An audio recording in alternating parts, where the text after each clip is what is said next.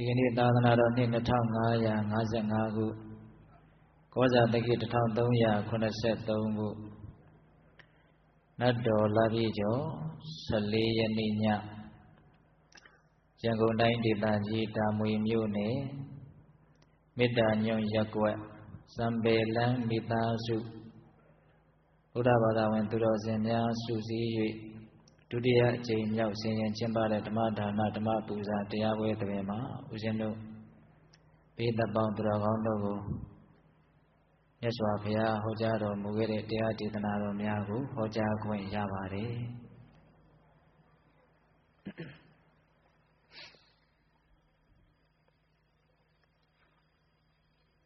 ဘေးသက်ပေါင်းသူတော်ကောင်းတို့ကိုဦးဇင်းတို့ဒီကနေ့ညဘာတရားဟောမှလဲဆိုလို့ရှိရင်ခုတ်တကနိကေဓမ္မပဒပါဠိတော်ယမကဝတ်မှာလာရှိတဲ့ယမကဝတ်မှာပထမဦးဆုံးဟောထားတဲ့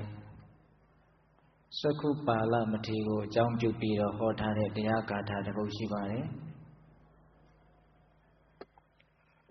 နောက်ပြီးတော့ဦးဇင်းတို့မထကုန္ဒလီတတောသားကိုအကြောင်းပြုပြီးတော့ဟောထားတဲ့တရားဂါထာတစ်ပုဒ်ရှိပါတယ်အဲ့ဒီဂါထာနှစ်ပုဒ်ကိုအခြေခံပြီးတော့ဒီကနေ့ညဦးဇင်းတို့စိတ်ကောင်းထားမှချမ်းသာရလို့တရားကောင်းစဉ်ပြီးပြီးတော့ဘေးသက်ပေါင်းသူတော်ကောင်းတို့ကိုဟောပါမယ်ဦးဇင်းတို့ဓမ္မပဒပါဠိတော်ဆိုတာအင်မတန်လူကြိုက်များတဲ့အထူးသဖြင့်ဘာသာကြားတွေအင်မတန်နှစ်သက်တဲ့ကျမ်းစာအဲ့ဒီဓမ္မပဒပါဠိတော်မှာဦးဇင်းတို့ပထမဦးဆုံးတူရစုပြီးတော့ဓမ္မပဒပါဠိတော်ကိုဝက္ခစုကလေးတွေစုပြီးတော့သံဃာယနာတင်ကြတာစိတ်အကြောင်းပြောတဲ့ဂါထာလေးတွေဆိုရင်စိတ်တဝတ်ပေါ့နော်ပန်းပွင့်ကလေးတွေနဲ့ဥပမာပေးထားတဲ့ဒေသနာတော်တွေကိုစုစည်းပြီးတော့ပုပ္ဖဝတ်ပေါ့လူမိုက်တွေနဲ့ပတ်သက်ပြီးတော့ဟောထားတာဆိုရင်တော့ဘာလဝတ်ပေါ့ပန္တိတဝတ်အဲ့ဒါလိုမကောင်းမှုတွေနဲ့ဆိုရင်ပါပဝတ်အရဟန္တဝတ်အဲ့ဒါလိုဝက္ခအစုအဝေးလေးတွေတူရလေးတွေကိုစုပြီးတော့သံဃာယနာတင်ထားတာပန်းပွင့်ကလေးတွေကိုသူ့အယောင်အသွေးလေးတွေတူရစုထားသလိုမျိုးပေါ့နော်အဲ့ဒါ26ဝက်ရှိတယ်ဓမ္မပဒပါဠိတော်မှာပထမဦးဆုံးဝက်ကိုဦးဇင်းတို့ယမကဝက်လို့သံဃာယနာတင်ကြတဲ့မထေရမြတ်ကြီးတွေကနာမည်ပေးတယ်ယမကဆိုတာဗမာလိုပြောရရင်အစုံလို့အဓိပ္ပာယ်ရတယ်တနည်းဖြင့်တော့အတွဲလိုက်ကလေးတွေဟောထားတာဥပမာကောင်းတဲ့စိတ်နဲ့ပြုကြမယ်ပြောကြမယ်ကြံကြမယ်ဆိုလို့ရှိရင်ချမ်းသာဒုက္ခဟာအဲ့ဒီပုဂ္ဂိုလ်ရဲ့နောက်ကိုအစဉ်လိုက်တယ်အရေးဟာမိမိရဲ့နောက်ကိုအစဉ်လိုက်နေသလိုပဲဒါအဓိပ္ပာယ်တစ်မျိုးနော်နောက်မကောင်းတဲ့စိတ်နဲ့ပြောကြမယ်ပြုကြမယ်ဆိုလို့ရှိရင်အဲ့ဒီပုဂ္ဂိုလ်ရဲ့နောက်ကိုဆင်းရဲဒုက္ခတွေဟာအစဉ်လိုက်တယ်ဝင်ဆောင်နွားလားခြေရာရဲ့နောက်ကိုလှဲဘိန်းရာဟာအစဉ်လိုက်တယ်လို့ပဲလို့အဲ့ဒါလို့နှစ်ခုရှင်းပြီးတော့ပြောထားတာဟုတ်လားအိမ်တစ်လုံးကိုကောင်းမမိုးဘူးဆိုလို့ရှိရင်မိုးရေမိုးပေါက်တွေဟာလွယ်ကူဝင်ရောက်ပြီးတော့ဖြစ်စီးမယ်အဲ့ဒါလိုပဲမိမိတို့ရဲ့စိတ်ကိုသမထဘာဝနာဝိပဿနာဘာဝနာတို့ဖြင့်ကောင်းမိုးမထားဘူးဆိုလို့ရှိရင်ຢာကအစရှိတဲ့ကိလေသာမိုးရေမိုးပေါက်တွေဟာလွယ်ကူဝင်ရောက်ပြီးတော့ဖြစ်စီးမယ်အဲ့ဒါလိုပဲအိမ်တစ်လုံးကိုကောင်းမိုးထားမယ်ဆိုရင်တော့မိုးရေမိုးပေါက်တွေဟာအလွယ်တကူဝင်ပြီးတော့အဲ့ဒီအိမ်ကိုမဖြစ်စည်းနိုင်ဘူးအဲ့ဒါလိုပဲမိမိရဲ့စိတ်ကိုသမထဘာဝနာဝိပဿနာဘာဝနာတို့ဖြင့်ကောင်းမိုးထားမယ်ဆိုလို့ရှိရင်ຢာကဒေါသအစရှိတဲ့ကိလေသာမိုးရေတွေဟာစိတ်ထဲကိုလွယ်ကူဝင်လို့မရဘူးအဲ့ဒါလိုမျိုးလေးပေါ့ယမကဝတ်ထဲမှာအင်မတန်ကောင်းတယ်လို့ဦးဇင်းတို့ခံစားရတယ်အဲ့ဒါလို့အစုံအတွဲလိုက်ကလေးတွေသဘောတူရလေးတွေတချို့ကြတော့လဲသဘောတူရမဟုတ်ဘူးဆန့်ကျင်ဘက်ကလေးတွေတွဲထားတာဒီဘက်ကကုသိုလ်ရဲ့အကျိုးကိုပြောတယ်ဟိုဘက်ကအကုသိုလ်ရဲ့အပြစ်ကိုပြတယ်ပြောထားပုံလေးကသူကခက်ဆင်ကလေးတွေပေါ့အဲ့ဒါလို့လေးအ အစုံလိုက်ဟောထားတဲ့ဒေသနာလေးတွေကိုစုစည်းထားတာကိုယမကဝက်လို့ခေါ်တယ်တဲ့အခုဒီကနေ့ပိဋကပေါင်းသူတော်ကောင်းတို့နာယူကြရမယ့်တရားဒေသနာကအဲ့ဒီယမကဝက်ထဲမှာပါတဲ့ပထမဦးဆုံးဂါထာနဲ့ဒုတိယဂါထာဟုတ်လားယမကဝက်ကလည်းပဲဦးဇင်းတို့ဓမ္မပဒပါဠိတော်26ဝက်ထဲမှာပထမဦးဆုံးဝက်ပဲဒါကြောင့်ဒီကနေ့ဓမ္မပဒရဲ့ပထမဦးဆုံးဂါထာနဲ့ဒုတိယဂါထာကိုပိဋကပေါင်းသူတော်ကောင်းတို့နာကြားကြရမှာဟုတ်လားအေးဒီဂါထာလေးတွေကိုမြတ်စွာဘုရားဘာကြောင့်ဟောသလဲဆိုတဲ့ဒီဂါထာလေးတွေဟောရခြင်းရဲ့အကြောင်းအထုပ္ပတ္တိဏိဒံဝတ္ထုကလေးကိုလည်းပဲဦးဇင်းတို့အကျဉ်းမြင့်တော့ပြောရမှာပေါ့ဟုတ်လားဒီဂါထာလေးတွေဟောရခြင်းရဲ့ဏိဒံဝတ္ထုကိုအကျေကြီးပြောရင်တော့တရားကရှည်သွားမှာအဲ့တော့ဝတ္ထုဇလံကိုတော့ဦးဇင်းတို့အကျဉ်းချုပ်နိုင်ဘယ်လောက်ချုံပြီးတော့ပြောမယ်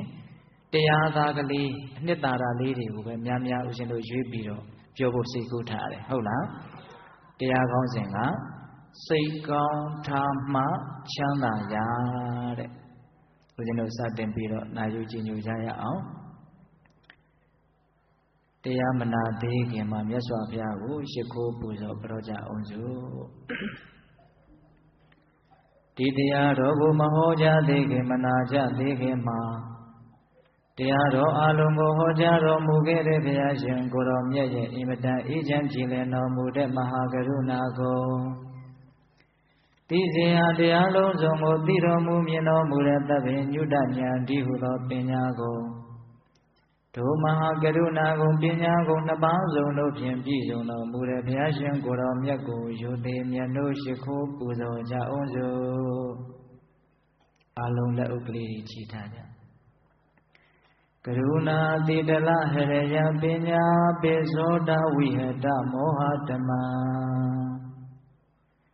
သာနရမရလောကကရုဝန္တိတုကတံဂတိဝိမုဒ္ဒံ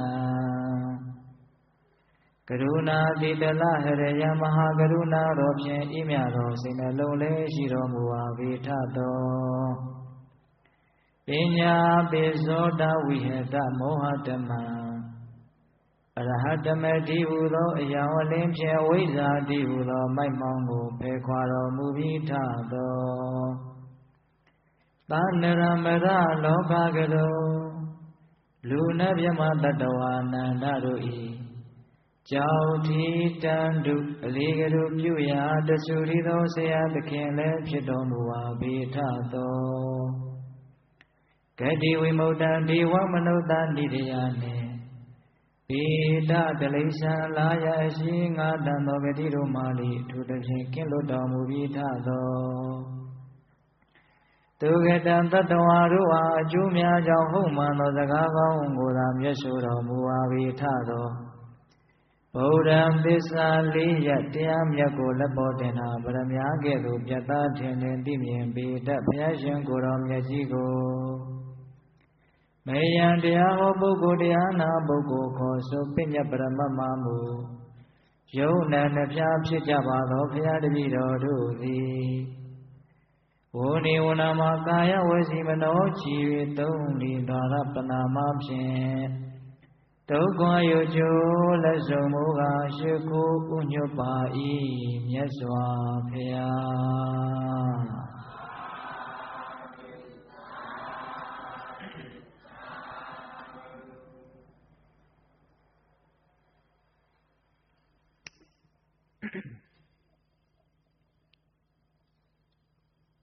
စိတ်ကောင်းထားမှချမ်းသာရာမနောပုပ္ပေငမဓမ္မမနောတိဋ္ဌာမနောမယမနတစေပဒုဋ္ဌိနာပါတတိဝါကရောတိဝါတတောနံဒုက္ခမနွေတိစကံဝဝဟာတောပဒံဓမ္မာနာမခန္ဓာတရားသုံးပါးတို့သည်မနောပုပ္ပေငမစိတ်သားလျင်ရှိသွားကောင်းဆောင်ရှိကုန်၏မနောတိဋ္ဌာစိတ်သားလျင်အကြည်မှုရှိကုန်၏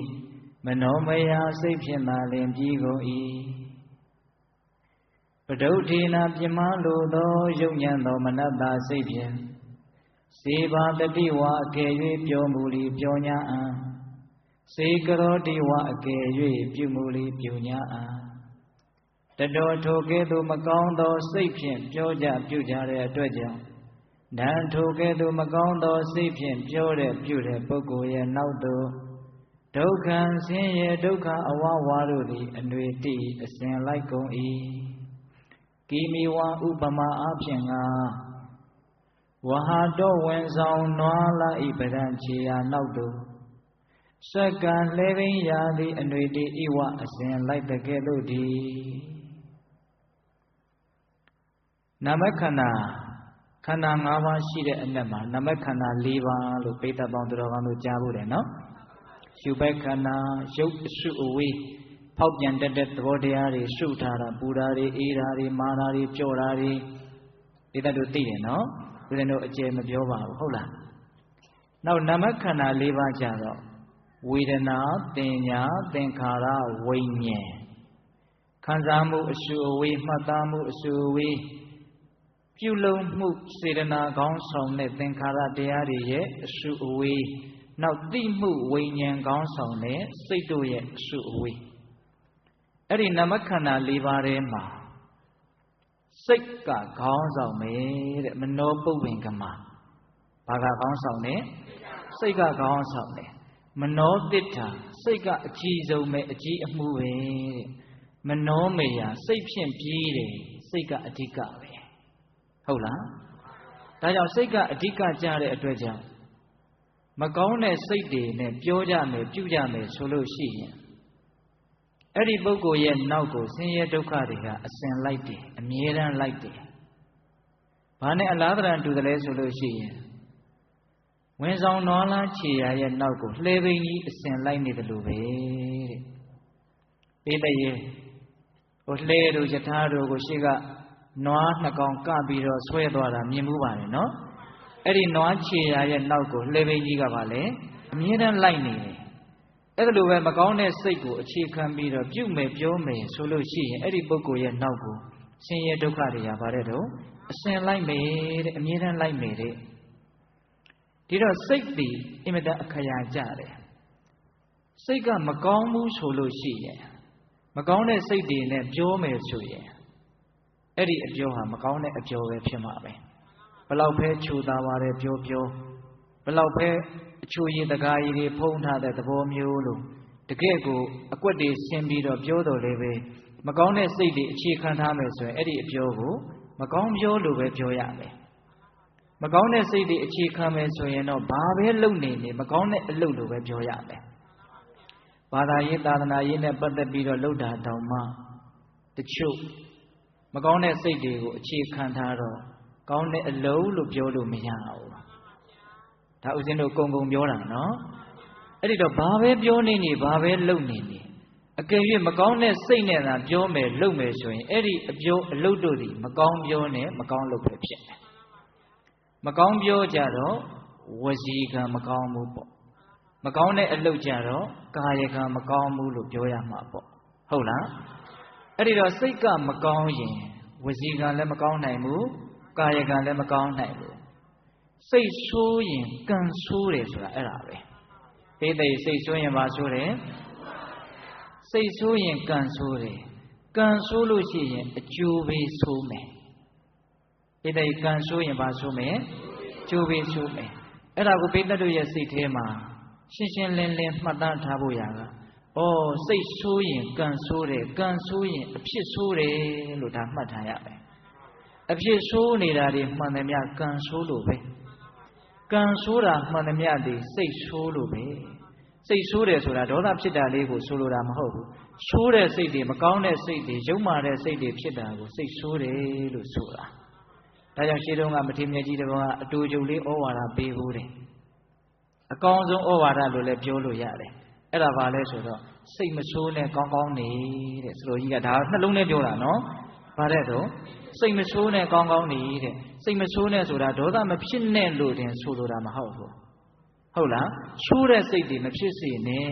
ကြိုင်ဆိုင်တဲ့စိတ်တွေအလိုဆန္ဒပြင်းထန်တာတွေရမဇောတွေအာကြီးတာတွေမကျေနပ်တာတွေမုန်းတီးတာတွေမနာလိုတာတွေဝန်တိုတာတွေအဲ့ဒါကောင်းတဲ့စိတ်လားဆိုးတဲ့စိတ်လားအဲ့ဒါလို့ဆိုးတဲ့စိတ်တွေမိမိတန်တာမှာမဖြစ်စေနဲ့လို့ဆိုတာကစိတ်မဆိုးနဲ့လို့ပြောတာ ဒါပေမဲ့ဒီကနေ့ခေတ်ကလူတွေကတော့စိတ်မဆိုးပါနဲ့ဆိုရင်မလီဒေါသမဖြစ်ပါနဲ့လို့ဒီလောက်ကလေးရည်ရွယ်ပြောကြတာနော်စလုံးကြီးကအဲ့လောက်ရည်ရွယ်ပြောတာမဟုတ်စိတ်မဆိုးနဲ့ပြီးတော့ပါတယ်လို့ကောင်းကောင်းနေတဲ့ကောင်းကောင်းနေဆိုတဲ့သကလုံးလေးကသုံးလုံးနဲ့ကောင်းကောင်းနေဒါပေမဲ့ချဲ့လိုက်ရင်တော့မဆုံးနိုင်အောင်ကြည်တယ်ဗျာလူတန်းပေးကမ်းနေတာလဲကောင်းကောင်းနေတယ်လို့ပြောလို့မရဘူးလားသီလတွေစောင့်တည်ပြီးတော့ကိုယ်နဲ့နှုတ်ကိုစောင့်ထင်းပြီးတော့နေတယ်ကောင်းကောင်းနေတယ်မိမိရဲ့စိတ်သက်တမှာလောဘဒေါသမောဟတွေမဝင်နိုင်အောင်ဘာဝနာတရားတွေနဲ့ထုံမွန်းပြီးတော့နေမယ်ဆိုရင်လည်းကောင်းကောင်းနေမပြည့်စုံဘူးလားပြည့်စုံတယ်ဒါကြောင့်ဒီဒေသနာတော်လေးကိုပိဋကပေါင်းသူတော်ကောင်းတို့ကဘယ်လိုမှတ်ရမှာလဲဆိုတော့စိတ်ဆိုးရင်ကံဆိုးမယ်ကံဆိုးရင်အဖြစ်ဆိုးမယ်အဖြစ်ဆိုးပြီဆိုမှတော့ကောင်းနိုင်မှာဦးမလားမကောင်းနိုင်ဘူးဒါကြောင့်ရှေးသူတော်ကောင်းကြီးတွေကဟေးလူမုံမှမကြောက်နဲ့ကံမုံမှကြောက်ဒီတိုင်းဗါတဲ့တော့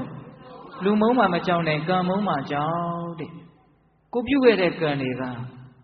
နွားချေရနောက်ကိုလှဲပြီးအစင်လိုက်တယ်လို့မျိုးမကောင်းတဲ့ဒုက္ခတွေပြီးဖို့ဆိုတဲ့အနေအထားမျိုးနဲ့လိုက်မနေဘူးလားလိုက်နေတယ်ဒါဥစဉ်တို့ပထမဦးဆုံးဓမ္မပဒမှာလာတဲ့ဂါထာဒါတဂါထာနော်နောက်ဥစဉ်တို့ဒုတိယဂါထာဆက်ပြီးတော့ပြောအဓိပ္ပာယ်လေးကသူကဆက်ဆက်နေလို့ဒီဂါထာကိုဥစဉ်တို့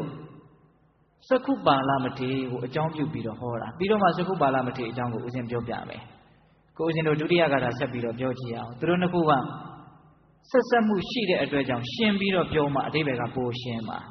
ဟုတ်လားမနောပုဗ္ဗင်္ဂမဓမ္မမနောတိဋ္ဌမနောမေယမနတာစီပတန်နေနာဘာတတိဝါကရောတိဝါတတောနံဒုက္ခမနွေတိသာယဝအနုပါယိနိခုနတုန်းကဂါထာလေးနဲ့ဆင်ခြင်လေးမတူဘူးလားတူတယ်ခုနတုန်းကဂါထာကမနောပုဗ္ဗင်္ဂမဓမ္မမနောတိဋ္ဌမနောမေယမနတာစီပတုဋ္ဌိနာဘာတတိဝါကရောတိဝါတတောနံဒုက္ခမနွေတိသက္ကံဝဝဟာတောပဒံဒါကခုနတုန်းကဂါထာနော်အခုဂါထာကမနောပုဗ္ဗင်္ဂမဓမ္မမနောတိဋ္ဌမနောမေယမနတာစီပတန်နေနာဘာတတိဝါကရောတိဝါတတောနံဒုက္ခမနွေတိသာယဝအနုပါယိနိခက်စင်စင်လေးမတူဘူးလားဒါကြောင့်သူတို့ဂါထာလေးနှစ်ခုကိုတန်ဃာယနာတင်ကြတဲ့မထေတွေကရှင်းနောက်အဆက်ကလေးနဲ့တန်ဃာယနာတင်ခဲ့တာမြတ်စွာဘုရားလက်ထက်တုန်းကဟောတုန်းကတော့တဏှာဒီမှာအချင်းတစ်ချင်းစီမှာဟောတာပေါ့နော်ဒီဂါထာလေးဆက်ပြီးတော့ပြောကြည့်ရအောင်ဓမ္မနာမခန္ဓာတို့သည်မနောပုဗ္ဗင်္ဂမစိတ်တန်လင်ရှိသွားကောင်းဆောင်ရှိကုန်၏မနောတိဋ္ဌစိတ်တန်လင်ကြည်မှုရှိကုန်၏မနောမယစိတ်ဖြင့်သာလင်ပြီးကုန်၏ပတန်နိနကြည်လင်သောဝါကောင်းမြတ်သောမနတစိတ်ဖြင့်စေဘာတတိဝါအကယ်၍ပြောမူလီပြောညာအစေကရောတိဝါအကယ်၍ပြုမူလီပြုညာအ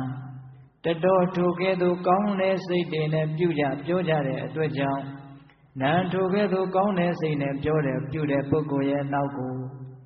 ဒုက္ခံချမ်းသာဒုက္ခ၏အနွေတိအစဉ်လိုက်တယ်ကိမိဝဥပမာအဖြင့်ဟူမူကားသာယအရေးတိအနွေတိဤဝမိမိရဲ့နောက်မှာအစဉ်လိုက်နေတဲ့ကဲ့သို့ဒီကောင်းတဲ့စိတ်ကလေးအဲ့ဒီကောင်းတဲ့စိတ်ကလေးကိုအခြေခံပြီးတော့ပြောမယ်ကောင်းတဲ့စိတ်ကလေးကိုအခြေခံပြီးတော့ပြုမယ်ဆိုလို့ရှိရင်အဲ့ဒီကောင်းတဲ့စိတ်နဲ့ပြောတဲ့ပြုတဲ့ပုဂ္ဂိုလ်ရဲ့နောက်ကိုချမ်းသာဒုက္ခတွေဟာအစဉ်လိုက်တယ်တဲ့ဥပမာဘာနဲ့တူလဲဆိုလို့ရှိရင်မိမိရဲ့နောက်ကိုမိမိရဲ့အရေးဟာအစဉ်လိုက်နေသလိုပဲတဲ့စိတ်ကောင်းကလေးကိုအခြေခံပြီးတော့ပြောသမျှပြုသမျှဒီအပျော်ကောင်းအပြုကောင်းစကားတွေတည်ငါကြမ်းကျင်ကြမ်းနေမယ်ဆိုကြပါစို့မိဘတွေကသားသမီးတွေကိုကြမ်းကြမ်းထန်ထန်ပြောကျင်ပြောမယ်စိတ်စေတနာကမမွန်မြတ်ဘူးလားမွန်မြတ်တယ်တချို့ဆရာသမားတွေကိုယ်တပည့်ကိုအပြစ်ပြပြီးတော့နာနာကျင်ကျင်ပြောတာတွေရှိမယ်သို့တော့အဲ့ဒါတွေကဘယ်လိုစိတ်ကိုအခြေခံထားတာလဲကောင်းစေခြင်းတဲ့စိတ်ကိုအခြေခံတာဒါကြောင့်မြတ်စွာဘုရားကမြုပ်ထားတဲ့ရွှေအိုးကိုညွန်ပြတယ်လို့မျိုးလို့မှတ်ရမယ်တဲ့ကိုယ့်ကိုအကျိုးလိုလားပြီးတော့ကိုယ့်အပြစ်ကိုပြပြီးတော့နာနာကျင်ကျင်ပြောတဲ့လူဟုတ်လားဆိုလိုတာကစိတ်ကောင်းကလေးကိုအခြေခံပြီးတော့ပြောမယ်ဆိုရင်စကားတွေကတစ်မျိုးဖြစ်ခြင်းဖြစ်မယ်သို့တော့အပြောကောင်းမယ်ဟုတ်လားစိတ်ကောင်းကိုအခြေခံပြီးတော့ပြုမယ်ဆိုလို့ရှိရင်အမြင်မှာဟန်မရပြီမဲ့လို့အပြုကောင်းမယ် ဘာကိုအခြေခံထားလို့လဲစိတ်ကောင်းကိုအခြေခံထားတာအဲ့ဒါကြောင့်စိတ်ကောင်းလို့ရှိရင်ကာယကံကောင်းတယ်ဝစီကံကောင်းတယ်ကံကောင်းတယ်ပေါ့စိတ်ကောင်းရင်ကံကောင်းတယ်ကံကောင်းရင်အကျိုးပေးကောင်းမယ်ပိဋကကံကောင်းရင်အကျိုးပေးကောင်းမယ်အဲ့ဒါကိုပိဋကတို့ကလွယ်လွယ်မှတ်ရမယ်စိတ်ကောင်းရင်ကံကောင်းမယ်ကံကောင်းရင်အဖြစ်ကောင်းမယ်ကိုယ်ဘဝလေးတွေကောင်းမယ်နောက်ဆုံးနိဗ္ဗာန်တည်းဟူသောအကောင်းဆုံးကိုရမယ်ဟုတ်ရဲ့လားဒါကြောင့်စိတ်ကောင်းထားဖို့အရေးမကြီးဘူးလားအရေးကြီးတယ်ဒါကြောင့်ဦးဇင်းတို့ကျေးဇူးတော်ရှင်တောင်မြတ်စွာဘုရားကြီးကစိတ်ကောင်းရှိဖို့ကပထမတဲ့သူ့ရဲ့စာသင်တိုက်ကြီးမှာနော်စီကံ10ချက်မှာဗာရေးထားတယ်စိတ်ကောင်းရှိဖို့ကပထမမြင်တော်မူလို့နော်စတော်ကြီးကဟုတ်လားဒါကြောင့်စိတ်ထားလေးတွေကောင်းဖို့အရေးမကြီးဘူးလားအရေးကြီးတယ်တရားဘာဝနာပဲလှုပ်လှုပ်သီလပဲစောင့်တည်ပေးကမ်းစွန့်ကြခြင်းဆိုတဲ့ဒါနာပဲပြုဘာပဲလှုပ်ဘာကိုအခြေခံထားပြီးတော့လုပ်ရမယ်စိတ်ကောင်းနှလုံးကောင်းကိုအခြေခံထားပြီးတော့လုပ်ရမယ်စိတ်ကောင်းရင်ကံကောင်းတယ်ကံကောင်းရင်အဖြစ်ကောင်းတယ်အကျိုးပေးကောင်းတယ်နောက်ဆုံးနိဗ္ဗာန်ထိအောင်ကောင်းမယ်စိတ်ဆိုးရင်တော့ကံဆိုးမယ်ကံဆိုးရင်တော့အဖြစ်ဆိုးပါပြီလို့နားလည်ပြီးတော့မိမိတို့ကိုမိမိတို့ကောင်းစားစေခြင်းတဲ့ပုဂ္ဂိုလ်ချမ်းသာစေခြင်းတဲ့ပုဂ္ဂိုလ်တို့သည်ဘာကိုကောင်းအောင်ကြိုးစားရမယ်စိတ်ကိုကောင်းအောင်ကြိုးစားရမယ်အဲ့ဒါကိုပေါ်လင်းထင်ရှားအောင်ဦးဇင်းတို့ဒီဂါထာလေးတွေဟောရခြင်းရဲ့ဏိဒံအကြောင်းဝတ္ထုကလေးတွေကိုအကျဉ်းပြောကြည့်ပထမဂါထာကစိတ်မကောင်းရင်ကံမကောင်းဘူးကံမကောင်းရင်ဆင်းရဲဒုက္ခတွေဟာအစင်လိုက်မယ်နွားချီရနောက်ကိုလှဲပိညာကြီးလိုက်နေသလိုလို့မဟောခဲ့ဘူးလားဟောခဲ့အဲ့ဒီအဓိပ္ပာယ်ရှိတဲ့ဂါထာကိုမြတ်စွာဘုရားဘာကြောင့်ဟောလဲဆိုတော့ဦးဇင်းတို့သာဝတိမြို့မှာညီအကို2ယောက်ရှိတယ်မဟာပါဠစုလပါဠဆိုပြီးတော့အင်မတန်ချမ်းသာကြွယ်ဝပါလေနောက်ဖေးမေတွေဆုံးမသွားတော့ညီကို2ယောက်အိမ်တော်ရသားကြကိုစည်းစိမ်နဲ့ကိုအတိအတိနေရင်းနဲ့နောက်မြတ်စွာဘုရားပွင့်ထွန်းပေါ်ပေါက်တော်မူလာတော့ဇေတဝန်ကျောင်းတိုင်းမှာမြတ်စွာဘုရားတရင်သုံးတယ်သာဝတိမြို့သူမြို့သားတွေအကြီးအကျယ်မြတ်စွာဘုရားကိုကိုးကွယ်ကြတယ်အဲ့ဒီတည်းမှာမဟာပါဠပါတယ်နေတိုင်းလိုသွားပြီးတော့တရားနာတယ်တရားနာပါများတော့အတိညာဏ်ကရှင်းကျက်တယ်အတိညာဏ်ရှင်းကျက်တော့သူဘလို့တွေးလဲဆိုတော့ဟောတဲ့လောက်ကောင်းတဲ့မြင့်မြတ်စင်ကြယ်တဲ့လမ်းစဉ်ကိုပြည့်စုံအောင်လိုက်နိုင်ဖို့ဆိုလို့ရှိရင်ငါဒီအဝတ်နဲ့မလွယ်ဘူးဖန်ဝါရီစင်မြန်းရှင်ယဟန်ပြုမှသာငါတင့်တော်မယ်လို့သူအဲ့လိုစဉ်းစားတယ်အဲ့ဒါနဲ့မြတ်စွာဘုရားဒီကိုယဟန်ပြုခွင့်တောင်းတော့ညီကလေးကလည်းတယောက်ရှိတာဆိုတော့တင့်ညီဒီကိုသွားပြီးတော့ခွင့်တောင်းပါအောင်ဆိုတော့သူ့ညီကိုသူသွားပြီးတော့အကြောင်းကြားတယ်အကြောင်းကြားတော့ညီကဘာပြန်ပြောလဲဆိုတော့အကိုအသက်ခုမှငယ်ငယ်လေးရှိသေးတယ်ကြီးမှယဟန်ပြုတာပေါ့အဲ့ဒီလိုပြောတော့အသက်ကြီးလာမှအိုမင်းလာမှယဟန်ပြုရင်ဘယ်လိုလုပ်ပြီးတော့တရားနှလုံးကျင့်သုံးနိုင်မှာလဲစွန့်စွန့်တမန်ဟုတ်လားအဲ့ဒါလိုပြန်ပြောပြီးတော့သူယဟန်ပြုသွားတယ်ဆိုကြပါစို့နောက်တော့သူကနည်းနည်းလေးငယ်ငယ်လေးတည်းကစဝိတ္တမဟုတ်လေတော့ဂန္ဓဒူရကိုမကြိုးစားဘူးဝိပဿနာဒူရကိုကြိုးစားမယ်ယဟန်ဘဝမှာတာဝန်2ရက်ရှိတာကိုစာသင်ပြီးတော့ပို့ချတဲ့တာဝန်နောက်တရားနှလုံးကျင့်သုံးတဲ့တာဝန်အဲ့ဒီမှာသူတရားနှလုံးကျင့်သုံးမယ်ဆိုမြတ်စွာဘုရားကြီးကကမ္မထန်တရားတောင်းပြီးတော့သူ့ရဲ့အပေါင်းအဖော်ယဟန်ပေါင်း60နဲ့အတူဇေတဝန်ကျောင်းတော်ကနေသူထွက်ခွာသွားတာအဲ့ဒါပစ္စံတရေရစိတ်ဉာဏ်ရာကိုရှာပြီးတော့သူတရားကျင့်တယ်အဲ့ဒီမှာရွာကြီးတရွာကအဲ့ဒီယဟန်တော်တွေကိုကျောင်းကလေးတွေအသီးသီးဆောက်ပြီးတော့ကိုးခွေတယ်ဒီလိုနဲ့သူတို့ဝါဆိုကြတော့ဝါကောင်လောက်လည်းရောက်ဝါအလေလောက်ရောက်တော့ဘာဖြစ်လာလဲဆိုတော့သူ့ရဲ့မျက်စိကမျက်ရည်တွေဟာတသွင်သွင်စီးကျလာတယ်မျက်စိကအမြဲတမ်းနာနေတယ်အဲ့ဒါနဲ့သူတို့ရွာတွေကရှိတဲ့ဆေးဆရာတယောက်ကအရှင်ဘုရားဘာဖြစ်လဲငါမျက်စိကအမြဲတမ်းနာနေတယ်လေတွေထိုးနေတယ်အဲ့ဒါလို့ဆိုရင်ဗျာတပည့်တော်ဆေးဆရာပါဖေဟောဒီမှာတပည့်တော်အဖန်ဖန်အကျဉ်းချင်းတပည့်တော်ရဲ့အစွမ်းနဲ့ချက်ထားတဲ့ဒီဆေးကိုအရှင်ဘုရားခတ်ပါဘယ်မှာခတ်ရမှာလဲဆိုတော့နှာခေါင်းထဲကိုခတ်ရမှာတဲ့ပိဋိဆေးကဘယ်မှာခတ်ရမလဲနှာခေါင်းထဲမှာခတ်ရမယ်အဲ့ဒီကြတော့မှမထေရမြတ်ကြီးကအခက်ကြုံတာပဲဘာဖြစ်လို့လဲဆိုတော့သူကတုံလုံးလှဲပြီးတော့မအိပ်ဘူးတဲ့မထေရမြတ်ကြီးကဘာဖြစ်လို့လဲဆိုတော့သူကဝါဆိုတဲ့ကစပြီးတော့ယဟန်တော်တွေကိုသူကပြောတယ်တို့စားစရာဝတ်စရာမရှိလို့ယဟန်ပြုလာတာမဟုတ်ဘူးမြတ်သောအကျင့်ကိုကျင့်ဖို့ယဟန်ပြုလာတာဒါကြောင့်ငါဣရိယာပုတ်၄ပါးရှိတဲ့အနက်ကငါအိတ်တဲ့ဣရိယာပုတ်ကိုငါပယ်လိုက်ပြီဣ မြတ်စွာဘုရားဆိုတာအကျင့်မြတ်ကိုကျင့်ခြင်းဖြင့်သာလျှင်ကျင့်တတ်မှုရစေတာဒါကြောင့်မိမိရောရောပေါ်ပေါ်ဆဆနေလို့မဖြစ်ဘူးဆိုပြီးတော့သူကအိတ်ချင်းဣရိယာပုကိုဘာလုပ်ထားလဲပင်ထားတာအဲ့ဒီတော့နှာခေါင်းကိုထိုင်ရက်နဲ့ထည့်လို့စီထည့်လို့ရပါမလားမရပဲသူကရားသလောက်လေးရှူပြီးတော့ထည့်တယ်နောက်နေ့ကြွားတဲ့ဆွမ်းခံသွားဆေးဆရာကတွေ့တယ်အရှင်ဘုရားသက်တာရလားဘုရားမသက်တာဘူးအရှင်ဘုရားဆေးကိုဘယ်လိုထည့်တာလဲအရှင်ဘုရားထိုင်ရင်ထည့်တာလားအိတ်ရင်ထည့်တာလားရိမ့်မိတယ်ဆေးဆရာကမပြောဘူးသူအိတ်ချင်းကိုပယ်တယ်ဆိုတာကိုလူအထင်ကြီးမှဆိုလို့မပြောဘူးအဲ့ဒါလည်းပဲတတိထားတရားနော်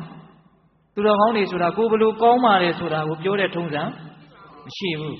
အလိုနဲတယ်ဆိုတာဘလောက်ထိနူးညံ့တယ်လဲဆိုလို့ရှိရင်ကိုအလိုနဲပါတယ်ဆိုတာတော့သူများကိုမသိစေရဘူးအဲ့ဒါမှတကယ်အလိုနဲတာအဲ့သူမပြောဘူးမပြောတော့အရှင်ဘုရားတပည့်တော်ဆေးကအင်မတန်ထက်ပါတယ်ဗျာတခါခတ်လိုက်တာနဲ့ပျောက်မှာအရှင်ဘုရားအိပ်ပြီးတော့ထည့်ပါ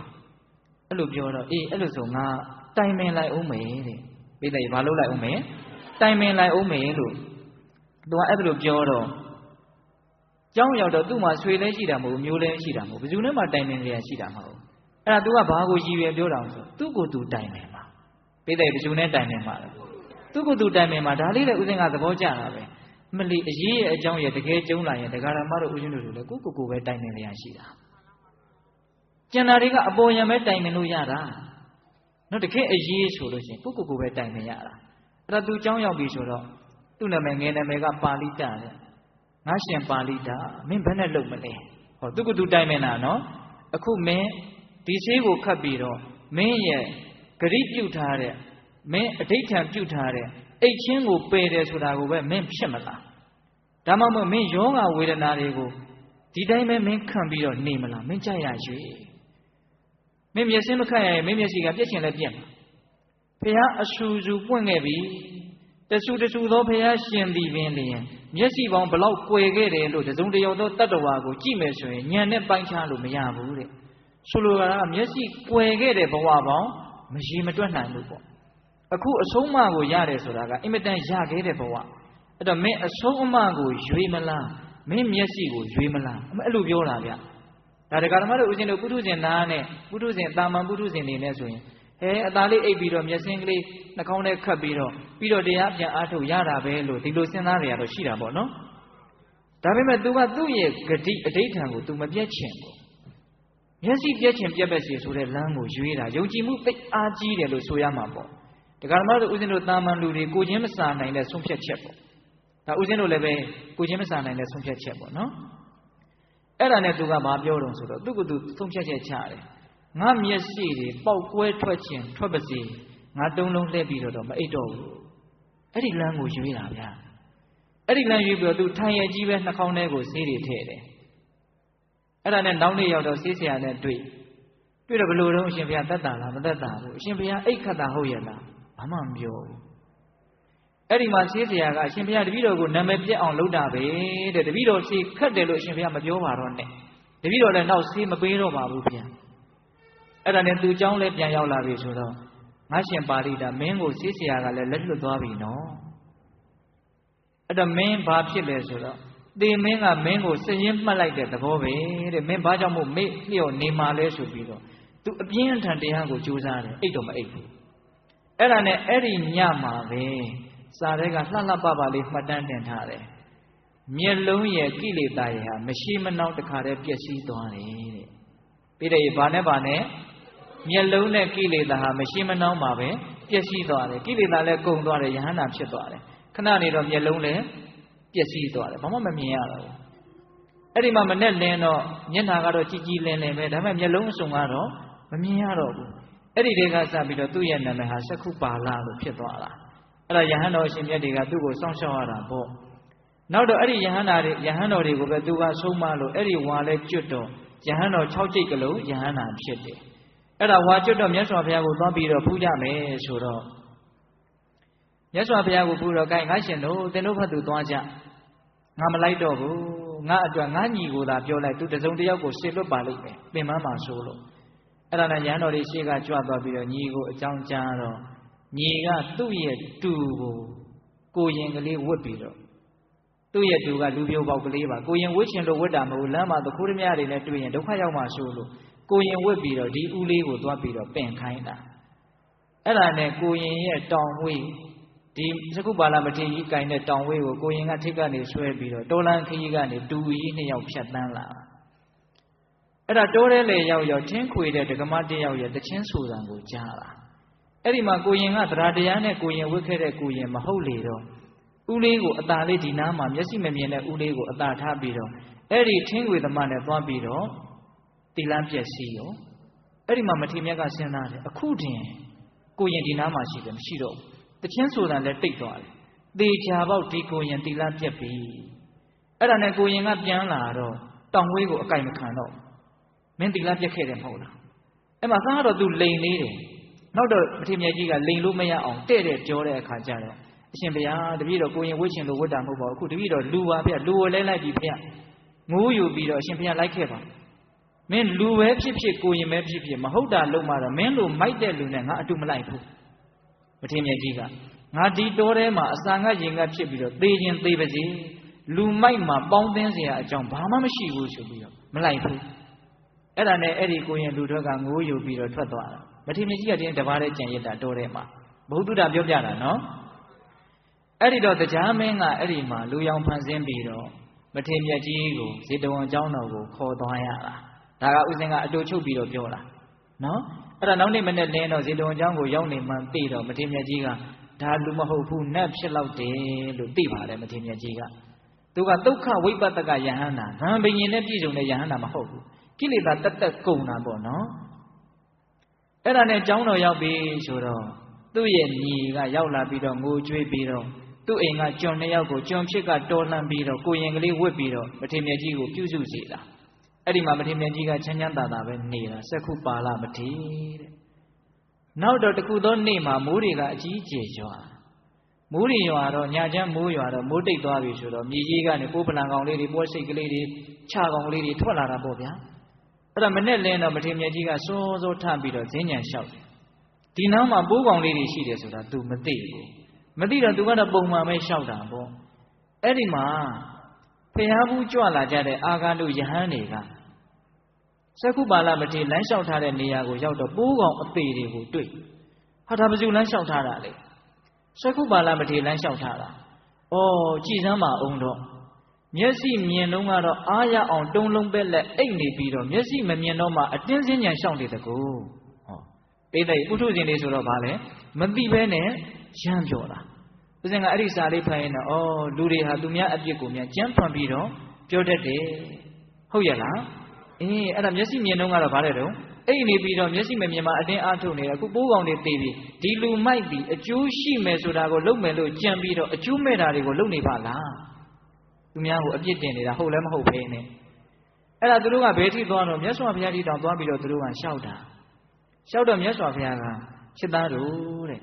အဲ့ဒီစက္ခုပါဠမထေရကအဲ့ဒီပိုးကောင်လေးတွေကိုတက်ပြီးတော့နင်းနေတာကိုမင်းတို့မြင်လားတဲ့မမြင်ပါဘူးဘုရားအေးမင်းတို့မမြင်တယ်လို့အဲ့ဒီစက္ခုပါဠမထေရကလည်းပိုးကောင်လေးတွေကိုမမြင်ရဘူးတဲ့ယဟန္တာဆိုတာသေစီလိုတဲ့စိတ်မရှိသေစီလိုတဲ့စိတ်မရှိတဲ့အတွက်ကြောင့်ဘာအပြစ်မှမဖြစ်ဘူးဆိုပြီးတော့သောတော်တုံးကပိဋကပေါင်းသူတော်ကောင်းတို့ကိုဦးဇင်းတို့ပြောခဲ့တဲ့ဂါထာကလေးကိုအဲ့ဒီမှာဟောတာဟုတ်လားမနောပုပ္ပင်ကမဓမ္မမနောတိဋ္ဌမနောမေယမနတ္တာစီပဒုဋ္ဌိနဘာတတိဝါကရောတိဝါဒီမှာမြတ်စွာဘုရားကဒီဂါထာလေးကိုမဟောသေးခင်မှာယဟန်တော်အရှင်မြတ်တွေကဗာမေးလဲဆိုတော့အရှင်ဘုရားတဲ့ယဟန္တာဖြစ်မဲ့ဒီပုဂ္ဂိုလ်ပါဘယ်ဘဝကကံရောက်မှုလို့မျက်စိကွယ်ရတယ်လေတဲ့ယဟန္တာဖြစ်လောက်အောင်ဘုံကံကြီးပါတဲ့ကနဲ့ဘာလို့မျက်စိကွယ်ရလဲလို့မေးတာအဲ့ဒီတော့မှမြတ်စွာဘုရားကသူပြုခဲ့တဲ့ကံအားလျော်စွာဖြစ်ရတာဆိုပြီးတော့အတိတ်ဇလန်းလေးကိုအတူချုပ်ပြောပြတာတခုသောဘဝတုန်းကဒီစက္ခုပါဠမထေရရဲ့အလောင်းကဆေးသမားတစ်ယောက်ဖြစ်တယ်ဆေးသမားတစ်ယောက်ဖြစ်တော့အဲ့ဒီရွာမှာမိန်းမတစ်ယောက်ကဘယ်လိုပဲမျက်စိယောဂါဖြစ်တော့မျက်ရည်တွေတွေ့ကြဆရာကြီးရောက်လာတော့အေးနင်းကိုငါကုပေးမယ်ဆေးကုပေးမယ်နဲ့ငါ့ကိုအဖိုးအခဘာပေးနေရရှိတော့အဲ့တော့အဲ့ဒီမိန်းမကလည်းဆင်းရဲတော့ မျက်စိယောဂလည်းပျောက်ချင်တော့အားကြီးတာနဲ့သူကလည်းပြီးပြီးရောပြောလိုက်တယ်ဘယ်လိုပြောလဲဆိုတော့တကယ်လို့သာဆရာဆေးနဲ့ပျောက်မယ်ဆိုလို့ရှိရင်သားတွေသမီးတွေနဲ့တကွာဆရာအိမ်မှာကျွန်ခံမမယ်လို့အဲ့ဒါလိုပြောတာအဲ့ဒါလိုပြောတဲ့အခါကျတော့အေးဟုတ်ပြီကောင်းပြီဆိုပြီးတော့မျက်စင်းကောင်းကောင်းဖော်ဆက်ပြီးတော့အဲ့ဒီဒကမကိုပေးတယ်တခါခတ်လိုက်တာနဲ့မျက်စိဟာလုံးဝပျောက်ထင်းသွားတယ်အဲ့ဒီတော့အဲ့ဒီဒကမကစဉ်းစားတယ်မျက်စိကတော့ပျောက်သွားပြီပျောက်သွားပြီလို့ပြောရင်ငါသူ့အိမ်မှာငါဂရိအတိုင်းကျွန်ခံရရင်တော့ဒုက္ခပဲအဲ့ဒီတော့ကျွန်မခံရအောင်ငါမပျောက်သေးဘူးလို့လိန်ပြောမယ်ပေါ့သူကအဲ့ဒါလို့ဆရာနဲ့တွေ့တော့သူကအဲ့ဒါလို့မပျောက်သေးဘူးလို့လိန်ပြောတော့လိန်မှန်းသိတယ်ဆရာကလိန်မှန်းသိတဲ့အခါကျတော့ရှိစီဒီလောက်တောင်ဆိုးတဲ့မိန်းမကောင်းတဲ့မျက်စင်းကိုငါပေးပြီးတော့သူ့ရဲ့မျက်စိကိုငါပြက်အောင်လုပ်မယ်လို့သူကအဲ့လိုကြံစီတဲ့အဲ့လောက်ကြီးတော့လည်းမရက်ဆက်သင့်ဘူးနော်သူ့ရဲ့စိတ်ကညစ်တာပေါ့ဟုတ်လားညစ်တဲ့လူကိုညစ်တယ်လို့ပြန်တုံ့ပြန်မယ်ဆိုတဲ့သဘောပေါ့အဲ့ဒါနဲ့သူကအိမ်ရောက်တော့သူမိမကိုတိုင်ပင်သေးတယ်ဗျအဲ့ဒီတကမာအဲ့လိုပဲဒါကြောင့်ငါသူ့မျက်စိကိုပြက်အောင်ငါလုပ်မယ်မိမကလည်းစိတ်ကောင်းနှလုံးကောင်းရှိတယ်ဆိုရင်တားမှာပေါ့ကိုယ့်ယောက်ျားကိုသို့တော်သူကလည်းစိတ်ကောင်းနှလုံးကောင်းမရှိတော့ဘာပြောတယ်ဆိုတော့ဘာမှမပြောဘူးစိတ်ပဲနေတယ်သဘောတူတယ်ပေါ့အဲ့ဒါနဲ့မီးလိုတောက်စီတဲ့ပူတဲ့မျက်စင်းကိုဖော်ပြီးတော့မင်းမပြောက်သေးလို့ရှိရင်လုံးလုံးကောင်းသွားအောင်ဒီမျက်စင်းလေးကိုခတ်ဆိုတော့ဟိုကအကောင်းမှတ်ပြီးတော့ခတ်လိုက်တာအဲ့ဒီကြမှာမျက်စိနှစ်ဖက်ပြည့်ရရှာ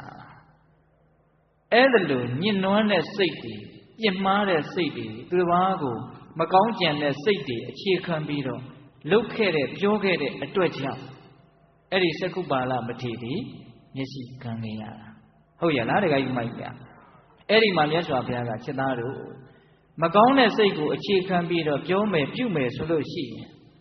အဲ့ဒီမကောင်းတဲ့စိတ်ကိုအခြေခံထားတဲ့အပြောအပြုတို့ဒီအဲ့ဒီပုဂ္ဂိုလ်ကိုဆင်းရဲဒုက္ခတွေဖြစ်စေပြီးတော့အစဉ်လိုက်နေတယ်လို့မြတ်စွာဘုရားကအဲ့ဒီမှာဟောတာဟုတ်ရဲ့လားဒေသပေါင်းသူတော်ကောင်းတို့လည်းကြားဖို့ပါတယ်ဝက်မှာအမြဲငရဲမှာအပလို့ဗမာစကားပုံလေးရှိတယ်နော်အေးအဲ့ဒါလိုမျိုးသူများကိုကိုကလှုပ်ခဲ့တော့ကိုယ်လည်းပဲပြန်ပြီးတော့မခံရဘူးလားခံရတယ်ဒါကြောင့်ဒါလေးတွေကိုဒေသပေါင်းသူတော်ကောင်းတို့စဉ်းစားပြီးတော့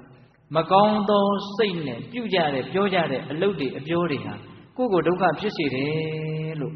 နားမလည်သင့်ဘူးလားနားလည်ရမယ်ဒါကတော့အခြေခံဗုဒ္ဓဘာသာဝင်သူတော်စင်တွေနားလည်ကြပါလေသို့တော့နဲ့နဲ့နဲနဲလေးနားလည်ဖို့ရကမကောင်းတဲ့စိတ်တွေဖြစ်လာပြီဆိုလို့ရှိရင်အပြောတွေအပြုတွေမဖြစ်သေးခင်မှာကိုပဲကို့မှာပူလောင်ရတယ်ဆင်းရဲရတယ်ပင်ပန်းရတယ်ဒါလေးကိုလည်းသဘောပေါက်စေခြင်းနဲ့ဟုတ်လားမကောင်းတဲ့စိတ်တွေဖြစ်လာပြီဆိုရင်အခုဖြစ်ရင်အခုပူတယ်အခုဆင်းရဲတယ်မိခဲကိုကန်လိုက်ရတယ်လို့မျိုးအစိတ်ကိုမျိုးလိုက်ရတယ်လို့မျိုးမကောင်းတဲ့စိတ်တွေဟာအခုဖြစ်ရင်ဘာဖြစ်တော့အခုပူလောင်တယ်အခုဆင်းရဲတယ်အဲ့ဒီပူလောင်တာတွေဆင်းရဲတာတွေကပူလောင်လို့မကပူလောင်လာပြီဆင်းရဲလို့မကဆင်းရဲလာပြီဆိုတော့မထိနိုင်မသိနိုင်ဖြစ်တော့အပြောတွေပါဆက်ပြီးတော့မှားကုန်ရောအလုပ်တွေပါဆက်ပြီးတော့မှားကုန်ရောတပါးသောသူတွေကိုထိခိုက်ကုန်ရောဟုတ်လားမကောင်းသောစိတ်တွေမွေးကြမယ်ဆိုရင်တော့အခုလည်းပဲပူလောင်ရပါတယ်ဆင်းရဲရပါတယ်မကောင်းတဲ့အပြောတွေအပြုတွေထိဆက်ပြီးတော့ကြီးပွားသွားရင်တော့နောင်လည်းပဲပူလောင်ရပါတယ်ဆင်းရဲရပါတယ်ပြုမှားလေခြင်းပြောမှားလေခြင်းဆိုတဲ့နောင်တတွေနဲ့ပြုမှားပြောမှားတွေကကြီးရင်ကြီးသလောက်ကိုယ့်ဘဝကြီးပူလောင်ရဆင်းရဲရတာတွေမကြီးပေဘူးလားကြီးမယ်ဟုတ်ရဲ့လားအေးဒါကြောင့်ချမ်းသာခြင်းရတဲ့ပုဂ္ဂိုလ်တွေတနည်းဖြင့်တော့ဆင်းရဲဝေးခြင်းရတဲ့ပုဂ္ဂိုလ်တွေဟာ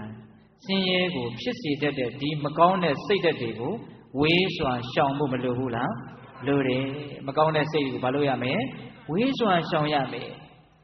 ဝါနေဇောဝဗယမကောအပတ္တတောမဟာတနောဝေတံစီဝိတုကာမောဝပါပါဏိပရိဝိဇ္ဇယိမြတ်စွာဘုရားကဥပမာလေးနဲ့ပြောတာဗျမကောင်းတဲ့စိတ်တွေ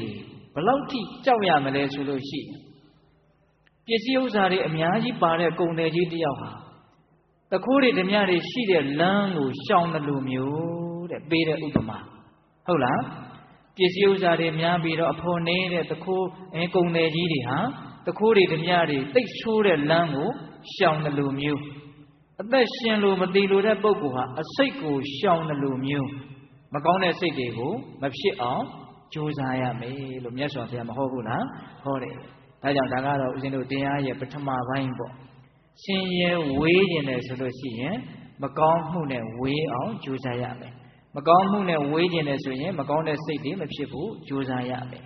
ဟုတ်ရဲ့လားသစေဘာယထဒုက္ခတာသစေဟောဒုက္ခမပ္ပိယမဟာကထပါပကံကမ္မအာဝိဝါယတိဝါရဟောဆင်းရဲကိုကြောက်တယ်ဆိုလို့ရှိရင်မကောင်းမှုကိုကြောက်ရမယ်လို့မြတ်စွာဘုရားအဲ့လိုဟောတာပိဋိဘာကိုကြောက်ရင်ဘာကိုကြောက်ရမယ်ဆင်းရဲကိုကြောက်တယ်ဆိုရင်မကောင်းမှုကိုကြောက်ရမယ်နော်ဆင်းရဲကိုကြောက်တယ်ဆိုရင်မကောင်းမှုကိုကြောက်ပြီးတော့လူရှိမှာပဲဖြစ်စီကိုယ်ရမှာပဲဖြစ်စီမကောင်းမှုကိုမလုပ်ပါနဲ့အဲ့ဒီမကောင်းမှုတွေမဖြစ်ဖို့ဆိုတာကမကောင်းတဲ့စိတ်တွေမဖြစ်မှသာလျှင်မကောင်းမှုတွေမဖြစ်မှာမကောင်းတဲ့စိတ်တွေဖြစ်လာရင်တော့အဲ့ဒါတွေကထိတ်မနိုင်လို့ရှိရင်အပြောတွေအပြုတွေကြည့်ချင့်ပွားကူးဆက်ပြီးတော့မသွားပြီဘူးလားသွားမယ်ဒါကြောင့်ပိဋကပေါင်းသူတော်ကောင်းတို့ဆင်းရဲခြင်းရဲ့လက်သက်တရားခအရင်အမြစ်တွေမကောင်းသောစိတ်ဆိုးသောစိတ်လို့နားလည်ထားကြရမှာဟုတ်လားအေးဒါကဥစဉ်တို့အဲ့ဒီဂါထာကိုလည်းဟောရောတတ္တဝါပေါင်းများစွာကျွတ်တန်းဝင်ကြတယ်လို့အဲ့ဒါက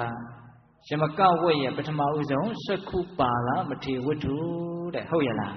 အေးနောက်ဦးဇင်းတို့ဒုတိယဂါထာကလေးစောစောကအကျဉ်းမြင်လေးပြောပြီးသားနော်အဲ့ဒီဂါထာလေးဘာကြောင့်ဟောရတယ်လဲဆိုတာကိုဆက်ပြီးတော့ပြောရအောင်မနောပုဗ္ဗေကမဓမ္မမနောတိဋ္ဌာမနောမယမနတ္တာစီပတန်နေနာဘာတတိဝါကရောတိဝါတတောနံဒုက္ခမနွေတိသာယဝအနုပါယိနိကောင်းတဲ့စိတ်တွေကိုအခြေခံပြီးတော့ပြောကြမယ်ပြုကြမယ်ဆိုလို့ရှိရင်အဲ့ဒါလိုကောင်းတဲ့စိတ်နဲ့ပြောတဲ့ပြုတဲ့ပုဂ္ဂိုလ်ရဲ့နောက်ကိုချမ်းသာဒုက္ခတွေဟာအစဉ်လိုက်ပါလေဥပမာမိမိရဲ့ဘေးတည်းမှတ်မိဘူးလားမိမိရဲ့အရေးပြီးမိမိရဲ့နောက်ကိုအစဉ်လိုက်တယ်လို့မျိုးချမ်းသာဒုက္ခတွေကပါလေအစဉ်လိုက်မယ်တဲ့အဲ့ဒီဂါထာကိုမြတ်စွာဘုရားဘာကြောင့်ဟောလဲဆိုတော့ဦးဇင်းတို့သာဝတိမြို့မှာပဲတထေးတူရှိတယ်သူ့ရဲ့နာမည်ကတော့တော်တော်အယုတ်ဆိုးတယ်အဒိဏပုပ္ပကတဲ့တခါမှသူများကိုမပေးဘူးတဲ့လူတဲ့ဟုတ်လားနော်ရှိမှလူရဝင်မယ်ရှိတာဒီတာနဲ့ဘဝရဲ့အနှစ်သာရလို့သူခံယူထားတဲ့သဘောပေါ့ဟုတ်လားတခါမှသူများကိုမပေးဘူးနှမျောတာပေါ့တအားနှမျောတာပေါ့တထေးကြီးရဲ့နာမည်ကိုဒါသူ့အမေကမှဲ့တာတော့ဟုတ်မှမတူပါဘူးဘေးကနေဝိုင်းပြီးတော့ပေးထားတဲ့နာမည်ပဲဖြစ်မှာအဒိဏပုပ္ပကတဲ့တခါမှမပေးဘူးတဲ့လူတဲ့သူ့မှာအင်မတန်ချစ်မြတ်နိုးတဲ့သားလေးတစ်ယောက်ရှိတယ်အဲ့ဒီသားလေးရဲ့နာမည်ကမထကုံတလီမထကုံတလီဆိုတာကနားမှာပန်ထားတဲ့နှထောင်းကုံတလဆိုတာနှထောင်းမှာပဲရှင်းတော့ကယောက်ျားတွေလည်းနားမှာနှထောင်းပန်တာအခုဗျအဲ့ဒီနှထောင်းကတော်တော်ထူးဆန်းတယ်ဘာလို့ဆိုတော့ဗဒိန်တွေကခုတ်ပေးထားတာမဟုတ်တထေးကြီးကနှမျောလုံးလို့လက်ခကုံမှာဆိုလို့သူ့အိမ်မှာရှိတဲ့ရွှေသူ့သူနှထောင်းသူ့သူခုတ်ပြီးတော့သားကိုပန်ပေးထားတာအဲ့လောက်ထိနှမျောတယ်အဲ့ဒီသားလေးအရွယ်ရောက်လာတော့16နှစ်သား19နှစ်သားလေးရောက်တော့ယောဂဝေဒနာတစ်ခုဆွဲကပ်တယ်အဲ့ဒီလိုယောဂဆွဲကပ်တော့မအေးဖြစ်တဲ့လူကစိတ်ပူတယ်ဘယ်နဲ့လုံးမလို့စိတ်ကူပေးရအောင်သားလေးကိုအဲ့တော့တထေးကြီးကဘာပြောလဲဆိုတော့မင်းကငါ့ကိုပစ္စည်းဥစ္စာတွေကုန်အောင်ပြောနေတာလားပစ္စည်းဥစ္စာကုန်အောင်ပြောနေတာမဟုတ်ဘူးသားဒီမှာယောဂဝေဒနာဆွဲကပ်နေတယ်ဘယ်နဲ့လုံးမလဲဆိုအေးကွာငါကြံမအောင်မယ်ဖာမအောင်မယ်ဆိုတော့သူဘာလုပ်လဲဆိုတော့ဆေးဆရာတွေလိုက်ပြီးတော့မေးတာဒီလိုယောဂဆွဲကပ်ရင်အဲ့ဒါဘယ်လိုဆေးကိုပေးရမလဲအဲ့တော့ဟိုကလည်းပေါ့ပဲပြောမှာပေါ့ဘယ်သိမြေအသေးဥတွေသိရွတ်တွေနဲ့ပေါင်းပြီးတော့ထောင်းထုပြီးတော့အဲ့ဒီဥစ္စာကိုတိုက်လိုက်လို့ဒီလိုပဲပြောမှာပေါ့ပြောတော့အဲ့ဒါသူကအဲ့လိုတော်စရောစစင်းဒီကလေးတွေသူဖော်ပြီးတော့သားကိုတိုက်တယ်ကြွေးတယ်ယောဂကနောက်မဆုတ်ဘူးအဲ့လိုနဲ့တဖြည်းဖြည်းနဲ့ယောဂကကျွန်းသွားတဲ့အနေအထားကိုရောက်တယ်လုံးဝကုလို့မရတဲ့အနေအထားအဲ့ဒီကြတော့ဆေးဆရာပင့်ပြီးတော့အိမ်ကိုခေါ်ပြီးတော့ကုတော့ဆေးဆရာကမရတော့ဘူးဆိုတာကိုသိတော့ဒီပြင်ဆရာကသာပင့်မှာဆိုတော့လက်လျှော့ပြီးတော့ပြန်သွားတယ်အဲ့ဒီမှာတထေးကြီးကလည်းရိပ်မိတယ်ငါသားလေးတော့တေတော့မှာပဲအဲ့ဒါကိုပဲသူကနှမျောတဲ့စိတ်တွေကနှွမ်းမှုနေသေးတယ်ငါသားကိုအိမ်ထဲမှာထားလို့ရှိတယ်လူမမာလာမေးတဲ့လူတွေကငါရဲ့အိမ်မှာရှိတဲ့ပစ္စည်းတွေကိုမြင်ရင်ချေးကြငှားကြရင်ဒုက္ခအဲ့ဒါကြောင့်ငါရဲ့သားကိုအိမ်ပြင်ဘက်ကိုထုတ်မှဖြစ်မယ်ဆိုပြီးတော့သားကိုအိမ်ပြင်ဘက်ကိုထုတ်တာအဲ့ဒီမှာအိမ်ပြင်ဘက်မှာဂရင်ကလေးချပြီးတော့လူမမာသားကိုအဲ့ဒါလိုထုတ်တာပါအဲ့ဒီလိုအချိန်မှာပဲမြတ်စွာဘုရားကလောကဓာတ်ကြီးကိုကြည့်တော့ ဘာကောင်းမှုကုသိုလ်မှလည်းမရှိဘူးဒီအမျိုးကောင်းသားလေးငါသွားပြီးတော့ငါရဲ့ယူပကာရတော်ကိုပြလို့ရှိရင်သူ့မှာကြည်ညိုနိုင်တဲ့စိတ်ကြည်လင်နိုင်တဲ့စိတ်ဖြစ်မှာအဲ့ဒါဆိုရင်အဲ့ဒီကြည်လင်တဲ့စိတ်ကလေးကိုအကြောင်းပြုပြီးတော့သူကောင်းတဲ့ဘဝကလေးကိုတော့ရမယ်ဆိုတာကိုမြင်လို့အနာဂတ်ကိုကြိုးပြီးတော့မြင်လို့မြတ်စွာဘုရားကအဲ့ဒီလမ်းထဲကိုကြွသွားတာအဲ့ဒီချိန်မှာဒီတထေသားလေးကအိမ်ဘက်ကိုခေါင်းလှည့်ပြီးတော့လမ်းကိုကြောပေးပြီးတော့အိတ်နေတာအဲ့ဒါကိုမြတ်စွာဘုရားကတဏှာလွန်းလို့ရောင်ကြီးတော်တွေကိုသူ့စီကိုလှမ်းပြီးတော့လွှတ်လိုက်တယ်အင်မတန်လှပတဲ့အယောင်တွေကိုမြင်တော့ဘယ်ကလာလဲမသိဘူးဒီအယောင်တွေကအဲ့ဒါနဲ့အယောင်ကသူ့ရဲ့နောက်ကျောကလာတယ်ဆိုတော့သူနောက်ကိုအသာလေးအားယူပြီးတော့ကွယ်လွန်ငါနီးနော်ဘယ်လို့မှသူမလှုပ်နိုင်တော့ဘူးတိတ်ပြီးတော့အဲ့ဒါအားယူပြီးတော့အသာလေးကြည့်တော့မြတ်စွာဘုရားရဲ့ယူပကာရတော်ကိုသူမြင်တယ်မြင်တော့ဩကြည်စမ်းပါဦးသုံးလောကထူတာမြတ်စွာဘုရားရဲ့ယူပကာရတော်ကိုမြင်တာနဲ့ဒါဒီလောဘဒေါသမောဟလုံးဝမကောင်းတဲ့ကိလေသာအစိတ်ပိုင်းအကုန်လုံးကင်းစင်လို့ဒီလောက်တန်ရှင်းစင်ကြယ်တဲ့ရုပ်ရည်ဆိုတာတော့သူသိတယ်ဟုတ်လားအဲ့ဒီမှာ तू အလွန်ကြီးညိုတယ်ငါဒီအင်မတန်မိုက်တဲ့ငါရဲ့အဖေကိုအကြောင်းပြုပြီးတော့ဒီလောက်ကြီးညိုစရာကောင်းတဲ့မြတ်စွာဘုရားကိုငါမဖူးမြော်ခဲ့ရဘူးငါမြတ်စွာဘုရားကိုကြီးညိုလိုက်တာအဲ့ဒါလို့မြတ်စွာဘုရားကိုကြီးညိုတဲ့စိတ်သူ့တန်တန်မှာအင်မတန်အေးချမ်းသွားတဲ့စိတ်အဲ့ဒီစိတ်ကလေးလည်းဖြစ်ပြီဆိုတော့မြတ်စွာဘုရားကဒီလောက်ဆိုရင်လုံလောက်ပြီဆိုပြီးတော့ပြန်ကြွသွားတာအဲ့ဒီကြည်လင်တဲ့စိတ်ကလေးရှိနေသေးမှာပဲသူသုတိစိတ်ကြတယ်အဲ့ဒီကလေးကအဲ့ဒီတော့သူတာဝိနာနဲ့ပြည်ကိုရောက်တယ်ရောက်တဲ့အခါကျတော့ဒီလောက်ကြီးကျယ်တဲ့စီးစိမ်ဟာငါဘာကြောင့်ရတယ်လေအဲ့ဒီမှာမြတ်စွာဘုရားပေါ်မှာကြည်လင်တဲ့စိတ်ကြောင့်ကြည်ညိုတဲ့စိတ်ကြောင့်ရတယ်ဆိုတာကိုသိတော့မြတ်စွာဘုရားကိုအတိုင်းထက်အလွန်သူအင်မတန်ကြည်ညိုတယ်ကြည်ညိုတာနဲ့တပြိုင်နက်တည်းသူဘာစဉ်းစားလဲဆိုတော့ငါရဲ့အဖေကိုငါသွားပြီးတော့တတိတရားတွေရအောင်ငါကြိုးစားအောင်မယ်ဆိုပြီးတော့သူလူပြည်ကိုဆင်းလာအဲ့ဒီချိန်မှာသူ့ဖေကဘာလုပ်နေလဲဆိုတော့သူ့သားအလောင်းမြုပ်ထားတဲ့သင်္ချိုင်းမှာတူရီတော်သားလေးဘယ်မှာလဲတူရီတော်သားလေးဘယ်မှာလဲရင်ဘတ်စီတီအကြီးအကျယ်သူကငိုနေတာအသက်ရှင်တုန်းကတော့နှမျောရကောင်းမှမသိဘူးသေသွားတော့မှသူတကယ်နှမျောတာပြီးတဲ့လူတွေဟာနော်အဲ့ဒီတထေးကြီးလို့တော့မဟုတ်ဘူးပေါ့သို့တော့အဲ့ဒီတထေးကြီးနဲ့ခတ်ဆင်နေလည်းအများကြီးရှိတယ်လို့ထင်တာပဲဦးစင်ကတော့အတူတူနေတုန်းကတော့တန်ဖိုးထားရောက်ဘာမှမသိဘူးတဇူဇူတအောက်အောက်နဲ့ဟုတ်လားတယောက်နဲ့တယောက်သိမတည့်ကြဘူးဟာတကယ်လည်းမရှိတော့ဘူးဆိုတော့မှယူကျုံမရဖြစ်တဲ့လူတွေအများကြီးမရှိဘူးလား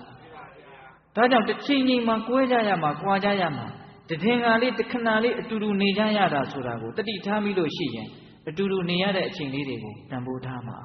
ခုလူတွေဟာတယောက်နဲ့တယောက်မေတ္တာကသိခေါင်းမာတဲ့အတွက်ကြောင့်အတူတူနေရတဲ့အချိန်လေးတွေကိုတန်ဖိုးရှိတယ်လို့မအောင်မိဘူးဟုတ်ရလားဒါကြောင့်သိခြင်းတရားကိုစဉ်းစားရင်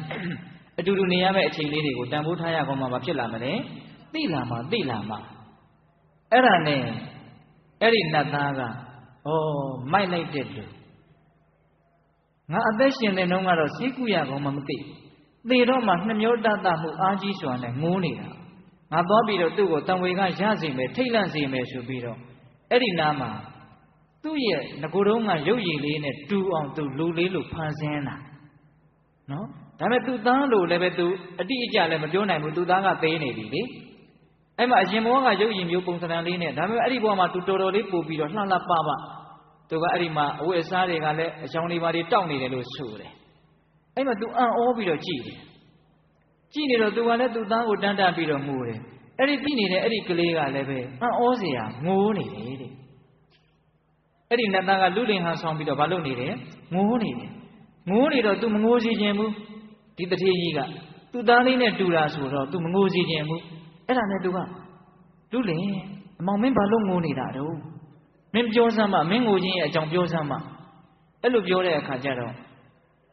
အဲ့ဒီကလေးကပြောတယ်တဲ့ဖခင်ကျွန်တော်ငိုနေတာကကျွန်တော်မှာအင်မတန်လှပတဲ့ယထာကြီးတစ်စင်းရှိတယ်ဒါပေမဲ့အဲ့ဒီယထာတစ်စင်းမှာဘိန်းမပါဘူးဖြစ်နေတယ်ဘိန်းကကျွန်တော်သိမကြိုက်ဘူးတဲ့အဲ့ဒီဘိန်းတစ်စုံကိုရချင်လို့ကျွန်တော်ငိုနေတာကျွန်တော်ယထာအတွက်တတ်ဖို့အတွက်အင်မတန်ကောင်းတဲ့ဘိန်းတစ်စုံကိုရချင်လို့မင်းဘိန်းတစ်စုံကိုရချင်လို့ငိုတယ်ဆိုရင်ငါပေးမယ်တဲ့သူမြစ်တာတွေတော်တော်ဖြစ်နေတာနော်အဲ့ဒီကလေးကိုမြင်ပြီးတော့ဟုတ်လားမင်းရွှေဘိန်းကိုရချင်သလားငွေဘိန်းကိုရချင်သလားတဲ့ဟုတ် စောတော်တုန်းကတော့တအားနှမျောတာနော်အခုကြတော့ဗာလဲမနှမျောဘူးနော်မင်းရွှေဘိန်းကိုရကြတာငွေဘိန်းကိုရကြတာပြုံမင်းကြိုက်တဲ့ဘိန်းကိုပြောအဲ့လိုပြောတော့အဲ့ဒီကလေးကဖခင်တဲ့ကျွန်တော်ရွှေဘိန်းလည်းမရချင်ဘူးငွေနဲ့လှုပ်ထားတဲ့ဘိန်းလည်းမရချင်ဘူးကျွန်တော်ရချင်တဲ့ဘိန်းကဘာလဲဆိုတော့ကောင်းငင်မှာနေ့တလက်ညတလက်နေ့မှာထွက်နေတဲ့နေမင်းကြီးညမှာထွက်နေတဲ့လမင်းကြီးအဲ့ဒီဝိုင်းဆက်နေတဲ့နေနဲ့လကိုဘိန်းစုံလုပ်ပြီးတော့တက်ပြီးတော့စီးကျင်တာတဲ့အဲ့ဒီနေနဲ့လကိုရအောင်ယူပေးပါအဲ့ဒီတော့မှဒီကောင်ယူညမ်းနေလားမသိဘူးဘောတကားကြီးကဟုတ်လားအမောင်းနဲ့မင်းဘယ်လိုပြောတာလဲမင်းစိတ်ကောကောင်းလားပေါ့နေနဲ့လကိုမင်းယူနိုင်မယ်လို့မင်းဘယ်လိုလုပ်ထင်တာလဲမင်းလူမိုက်ပဲတဲ့အချီချပြောနေကြတာအဲ့ဒါလိုပြောတော့မှဖခင်တဲ့ကျွန်တော်ရချင်တဲ့နေနဲ့လဆိုတာကမျက်စိနဲ့မြင်ရပါတယ်တဲ့အခုဖခင်တန်းတပြီးတော့ငိုးနေတဲ့မထကုံကလေးသတို့သားကမျက်စိနဲ့တော့မမြင်ရတော့ဘူးတဲ့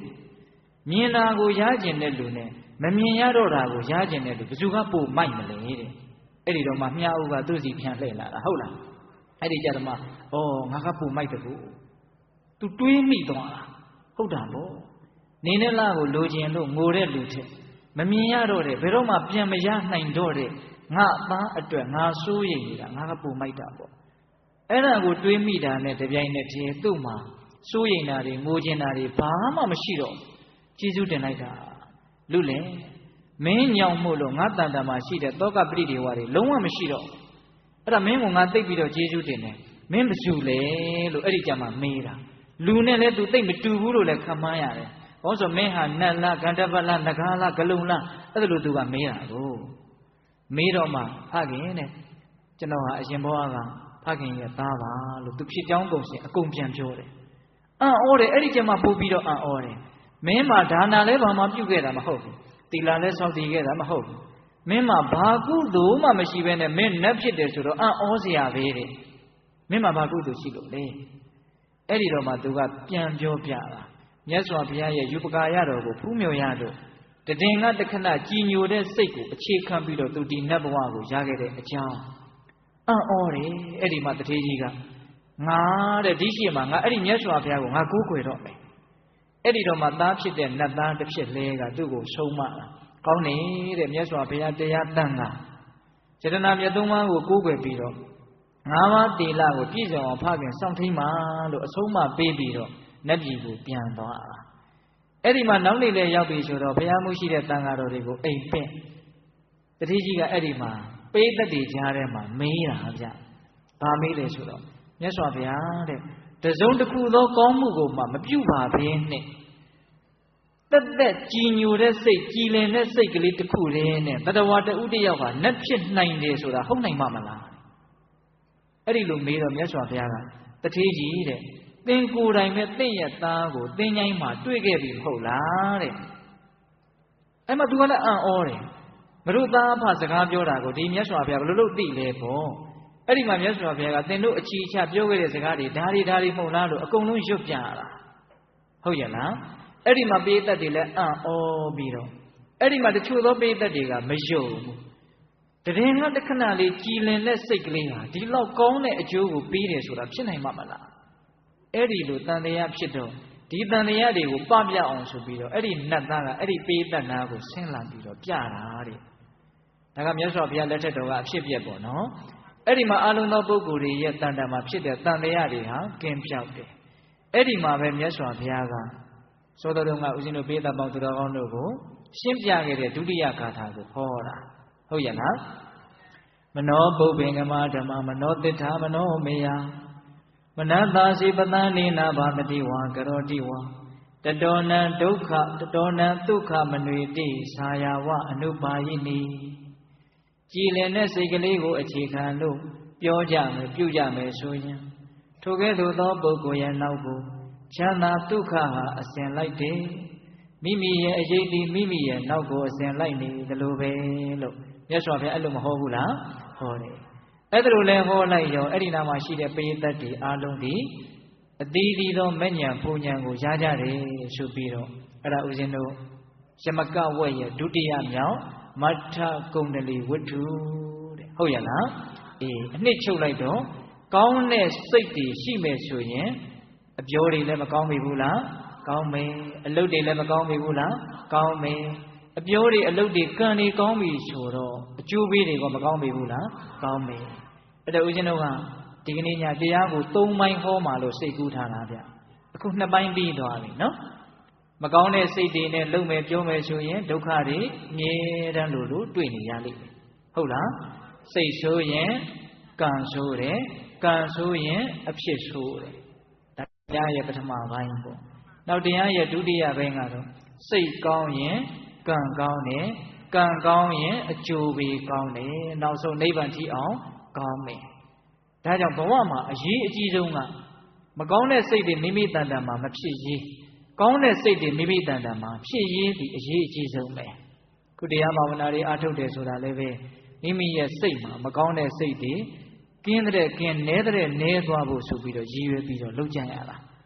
ကိုယ်တန်တန်မှာတရားတွေဘလောက်မရှိဘူးရှိတယ်ဆိုတာကိုတိုင်းတာခြင်းနဲ့ဆိုရင်အကောင်းဆုံးပေတံဒီငါတန်တန်မှာမကောင်းတဲ့စိတ်တွေဘလောက်ရှိလို့ဘလောက်နဲသွားပါလဲဆိုတာဒီအကောင်းဆုံးပေတံပဲအဲ့ဒီပေတံနဲ့တိုင်းရမှာနော်အေးအလိုရမက်တွေအများကြီးကြီးနေသေးတယ်မကျေနပ်မှုတွေမုန်းတိမှုတွေနာကျင်မှုတွေကရှိနေသေးတယ်မနာလိုမှုတွေဝန်တိုမှုတွေပြိုင်ဆိုင်မှုတွေရှမ်းရှမ်းတက်နေသေးတယ်ဆိုရင်ကိုယ်တန်တန်မှာတရားနဲနေသေးတယ်လို့အောက်မေ့လို့မရဘူးလားအေးအဲ့ဒါလို့စိတ်ရဲ့အညစ်အကြေးတွေမရှိဘူးဆိုလို့ရှိရင်တနည်းအားဖြင့်မကောင်းတဲ့စိတ်တွေနဲတယ်ကောင်းတဲ့စိတ်တွေအဖြစ်များတယ်ဆိုရင်ဩငါတန်တန်မှာထိုက်တဲ့တရားလေးကိန်းတကူလို့သိလို့မရဘူးလားရတယ်အဲ့ဒါဘိသက်ပေါင်းသူတော်ကောင်းတို့ကိုဦးဇင်းတို့ကတရားရဲ့ဒုတိယပိုင်းအနေနဲ့ဗာဆက်ပြီးတော့ပြောခြင်းတရားရဲ့တတိယပိုင်းအနေနဲ့ဗာဆက်ပြောခြင်းလဲဆိုတော့အဲ့ဒါလို့မကောင်းတဲ့စိတ်တွေမိမိတန်တန်မှာနဲတဲ့နဲဖို့ကောင်းတဲ့စိတ်တွေမိမိတန်တန်မှာများတဲ့များဖို့ဘယ်လိုလုပ်ကြမလဲဆိုတာလေးကိုဦးဇင်းတို့ညီကုန်းပိုင်းအနေနဲ့ပြောကြရမှာဟုတ်လားအေးမကောင်းတဲ့စိတ်တွေနဲပြီးတော့ကောင်းတဲ့စိတ်တွေများခြင်းလို့ရှိရင်ဦးဇင်းတို့5မျိုးလောက်ပြောခြင်းတယ်နီး5နီးလောက်ဟုတ်လားမြတ်စွာဘုရားကတော့နီးပေါင်းများစွာမဟုတ်ဘူးလားဟောတာဗောဗျာကမ္မထန်နီးပေါင်း40ဆိုတာကြားမှုတယ်မဟုတ်လားအေးမဟာသမုဒ္ဒရာကြီးဒီကိုရောက်ချင်ရင်ဒီစိတ်ကန်းကလည်းသွားလို့ရတယ်ဟိုဘက်စိတ်ကန်းကလည်းသွားလို့ရတယ်ကြိုက်တဲ့နေရာကလည်းသွားလို့ရတယ်လူရင်းကတော့ဒီမဟာသမုဒ္ဒရာကိုရောက်ဖို့ပဲမဟုတ်လားဟင်ရောက်ဖို့ပဲမဟုတ်လားအေးနီးလန်းပေါင်းများစွာမရှိဘူးလားရှိတယ်ခုဦးဇင်းတို့ကနီးဘယ်နှနီးလောက်ပြောမယ်9နီးလောက်ပြောကြည့်မယ်ပထမနီးကဘာလဲဆိုတော့မိမိရဲ့တန်တာမှာမကောင်းတဲ့စိတ်တွေဝင်လို့စိတ်ဓာတ်တွေညှဉ်းနှွမ်းနေတယ်စိတ်ဓာတ်တွေလေးလံနေတယ်ထိုင်းမိုင်းနေတယ်ပူလောင်နေတယ်ကိုသိပါတယ်ဟုတ်လားအဲ့လိုမျိုးငါစိတ်တွေသိမကောင်းဘူးစိတ်ညစ်နေတယ်ဆိုလို့ရှိရင်အသက်ကလေးပြင်းပြင်းလေးတစ်ချက်လောက်ရှူပြီးတော့ကိုယ့်ရဲ့ခေါင်းပေါ်နှစ်ဖူးပေါ်ကိုကိုးဝယ်တဲ့မြတ်စွာဘုရားကိုစိတ်ကူးလေးနဲ့ပင့်ပြီးတော့ဟုတ်လားတို့ကိုးဝယ်တဲ့ငါကိုးဝယ်တဲ့မြတ်စွာဘုရားဒီအလိုဆန္ဒတွေဘာမှမရှိတော့ဘူးမကျေနပ်မှုတွေစိတ်ဆိုးမှုတွေစိတ်ပြတ်မှုတွေဒေါသတွေလည်းဘာမှမရှိတော့ဘူးမသိတဲ့မောဟတွေလည်းဘာမှမရှိတော့ဘူးစိတ်ရဲ့အညစ်အကြေးကိလေသာပူလောင်မှုတွေဘာမှမရှိတော့ဘူးလို့မြတ်စွာဘုရားရဲ့ကိလေသာငြိမ်းတော်မူပုံကိုလှမ်းပြီးတော့အာယုံပြုကြည့်လိုက်ဟုတ်လားတခါကြီးမိုင်များဖယားဓာတ်ပေါ့နော်ဗုဒ္ဓဓာတ်ကိုမိမိတန်တန်မှာကူးဆက်စေတယ်လို့ခေါ်တယ်ဟုတ်လားမြတ်စွာဘုရားရဲ့ဓာတ်တတိတွေကိုမိမိရဲ့စိတ်နှလုံးထဲကိုကူးပြီးတော့ယူလိုက်တာပေါ့ဟုတ်လားစိတ်ကူးလေးနဲ့ဘုရားကိုပင့်အလေးအကျင့်လုပ်သွားလို့ရှင်လွယ်မှာနော်အသက်ကလေးကိုပြင်းပြင်းလေးဝါအောင်ရှုပြီးတော့ဩငါတို့ကိုးကွယ်တဲ့မြတ်စွာဘုရားလောဘဒေါသမောဟအပူဓာတ်အလောင်ဓာတ်တွေလုံးဝကင်းလို့ပဂရိအေးချမ်းတည်ငြိမ်ကြည်လင်တဲ့စိတ်ရှိတော်မူပါတကားလို့အဲ့ဒါလိုလေးစဉ်းစားအာယုံပြုလိုက်တာနဲ့တပြိုင်တည်းမိမိရဲ့စိတ်ထဲမှာအေးချမ်းမှုမြတ်စွာဘုရားရဲ့ဓာတ်ဟာအထိုက်အလျောက်ဘာဖြစ်လာမလို့ကူးဆက်လာမယ်ဟုတ်ရဲ့လားတခါကြီးမိုင်များအေးကိလေသာဟုအပူခတ်သိမ်းအကုန်ငြိမ်းတဲ့ဖြင့်အင်းငြိမ်းရှင်ဖြူနတ်လူမြမတတဝါပေါင်းတို့၏ပူဇော်ထုကိုခံတော်မူခြင်းကထိုက်တန်တော်မူပါပေသောမြတ်စွာဘုရားဟုတ်လားမြတ်စွာဘုရားမှာကိလေသာအပူဓာတ်တွေအလောင်ဓာတ်တွေဘာမှမရှိလို့ပဂရိအေးချမ်းပဂရိတန်ရှင်းစင်ကြယ်တဲ့စိတ်နှလုံးကိုပိုင်တော်မူလို့လူတွေနတ်တွေမြမတွေတတဝါတွေအားလုံးရဲ့ကိုယ်ွယ်ခြင်းပူဇော်ခြင်းကိုခံထိုက်တဲ့မြတ်စွာဘုရားမြင့်မြတ်လွန်းတော့ပူဇော်ထိုက်တာဟုတ်ရဲ့လားအဲ့ဒါလိုမျိုးမြတ်စွာဘုရားရဲ့ဂုဏ်တွေကိုကိုသိထားသလောက်ပေါ့နော်ဘေးဘက်တို့မှာအများကြီးသိမှာပါဟုတ်လားဦးဇင်းကအဲ့ဒါတွေကိုအကျေတုံးကမပြောဘူးနော်အချိန်အနေထားရဟုတ်လားအဲ့တော့ပထမနီးက မြတ်စွာဘုရားရဲ့ကောင်းတဲ့ဓာတ်တွေမြတ်စွာဘုရားမှာမကောင်းတဲ့ဓာတ်ရဲ့လို့မရှိတော့ဘူးဟုတ်လားအဲ့ဒါလို့အရဟန္တဓာတ်ကိလေသာသိငြိမ်းတော်မူတဲ့နော်အရဟံဂုံပေါ့နော်အဲ့ဒီဂုံတွေကိုမိမိတန်တမှာရောက်အောင်စိတ်ကိုအာယုံပြုပြီးတော့ဓာတ်ကူးကြည့်တာပေါ့ဟုတ်လားအေးအဲ့ဒီနီးကလေးနဲ့ကြိုးစားမယ်ဆိုရင်ကောတရားဓမ္မတို့ဦးဇင်းတို့တွေမှာအဲ့ဒီအခိုက်အတန့်အဲ့ဒီတည်ငါမှာစိတ်ကောင်းနှလုံးကောင်းလေးတွေရှိနေတယ်လို့ပြောလို့မရဘူးလားရတယ်အဲ့ဒါလို့ဘုရားရဲ့ဂုံဘုရားရဲ့အကြီးအသွေးကိုအာယုံပြုနေတဲ့အချိန်မှာမကောင်းတဲ့အလိုဆန္ဒတွေမရှိဘူးဟုတ်လားမုန်းတိမှုတွေနာကျင်မှုတွေမကျေနပ်မှုတွေရှိပါမလားမရှိဘူးမကောင်းတဲ့စိတ်တွေအဲ့ဒီအချိန်မှာလုံးဝမရှိဘူးအဲ့ဒီအချိန်မှာကောင်းတဲ့စိတ်တွေပဲဖြစ်နေတယ်ဟုတ်ရဲ့လားအေးအဲ့ဒါဦးဇင်းတို့နံပါတ်1ဘေးသားပေါင်းသူတော်ကောင်းတို့လှုပ်ရမယ်နီလန်းကလေးပေါ့ဟုတ်လားနောက်ဦးဇင်းတို့နံပါတ်2အဲ့ဒါကဘာလဲဆိုတော့မေတ္တာတရားနော်ငါသည်ကျမ်းမာရေးကောင်းခြင်းနဲ့ချမ်းသာခြင်းနဲ့ဘေးအန္တရာယ်တွေကင်းခြင်းနဲ့အဲ့ဒါလိုပဲအလုံးသောတတ္တဝါတွေဟာလည်းပဲဘေးရန်ခတ်သိမ်းကင်းခြင်းညမှာပဲကျမ်းမာရေးကောင်းခြင်းညမှာပဲစိတ်လည်းချမ်းသာခြင်းညမှာပဲအဲ့ဒီတော့အလုံးသောတတ္တဝါတွေဘေးရန်ကင်းကြပါစေကိုယ်ချမ်းသာကြပါစေစိတ်ချမ်းသာကြပါစေ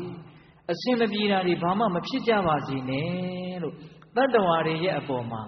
ကောင်းကျိုးချမ်းသာကိုလိုလားတဲ့စိတ်ကိုအဲ့ဒါဘာခေါ်မလဲမေတ္တာလို့ခေါ်မယ်ဟုတ်လားကိုယ်နဲ့တန်းတူထားပြီးတော့ကိုချင်းစာပြီးတော့ငါဒီချမ်းသာခြင်းတယ်လို့ငါဒီဒုက္ခကကြောက်တယ်လို့အလုံးသောတတ္တဝါတွေလည်းချမ်းသာခြင်းကြတယ်ဆင်းရဲခြင်းကကြောက်ကြတယ်ဒါကြောင့်အလုံးသောတတ္တဝါတွေဆင်းရဲကကင်းဝေးကြပါစေချမ်းသာခြင်းနဲ့ပြည့်စုံကြပါစေပိဋကမများဘူးဗျာ3မျိုးလောက်နော်ဘေးရန်ကင်းပါစေကျမ်းမာရေးကောင်းပါစေစိတ်ချမ်းသာပါစေဒါဆိုရင်လုံလောက်တယ်မဟုတ်လားအေးဘေးရန်ကင်းပါစေ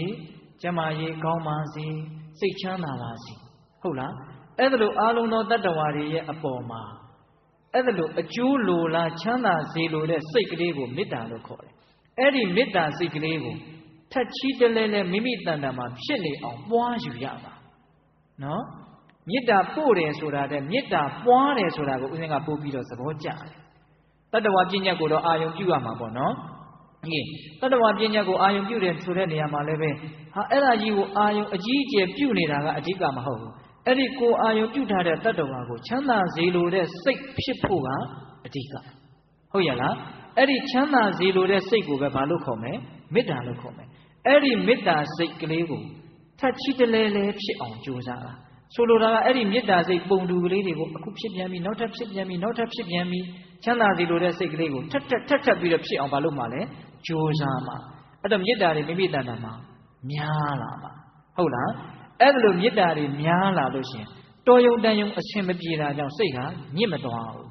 တော်ယုံတန်ယုံမုန်းเสียကြောင့်လည်းမမုန်းဘူးလောကကြီးကိုအင်မတန်အကောင်းမြင်တဲ့အင်ချီလင်းနော်ကိုမြင်တယ်လို့မြင်ကြတာနော်တခါကြီးဒီမိုင်းများလောကကြီးကိုတချို့ကအမြင်နဲ့မကောင်းတာကြီးမြင်ပြီးတော့တဇူးဇူးတအောင်ရှိနေတဲ့လူတွေမရှိဘူးလား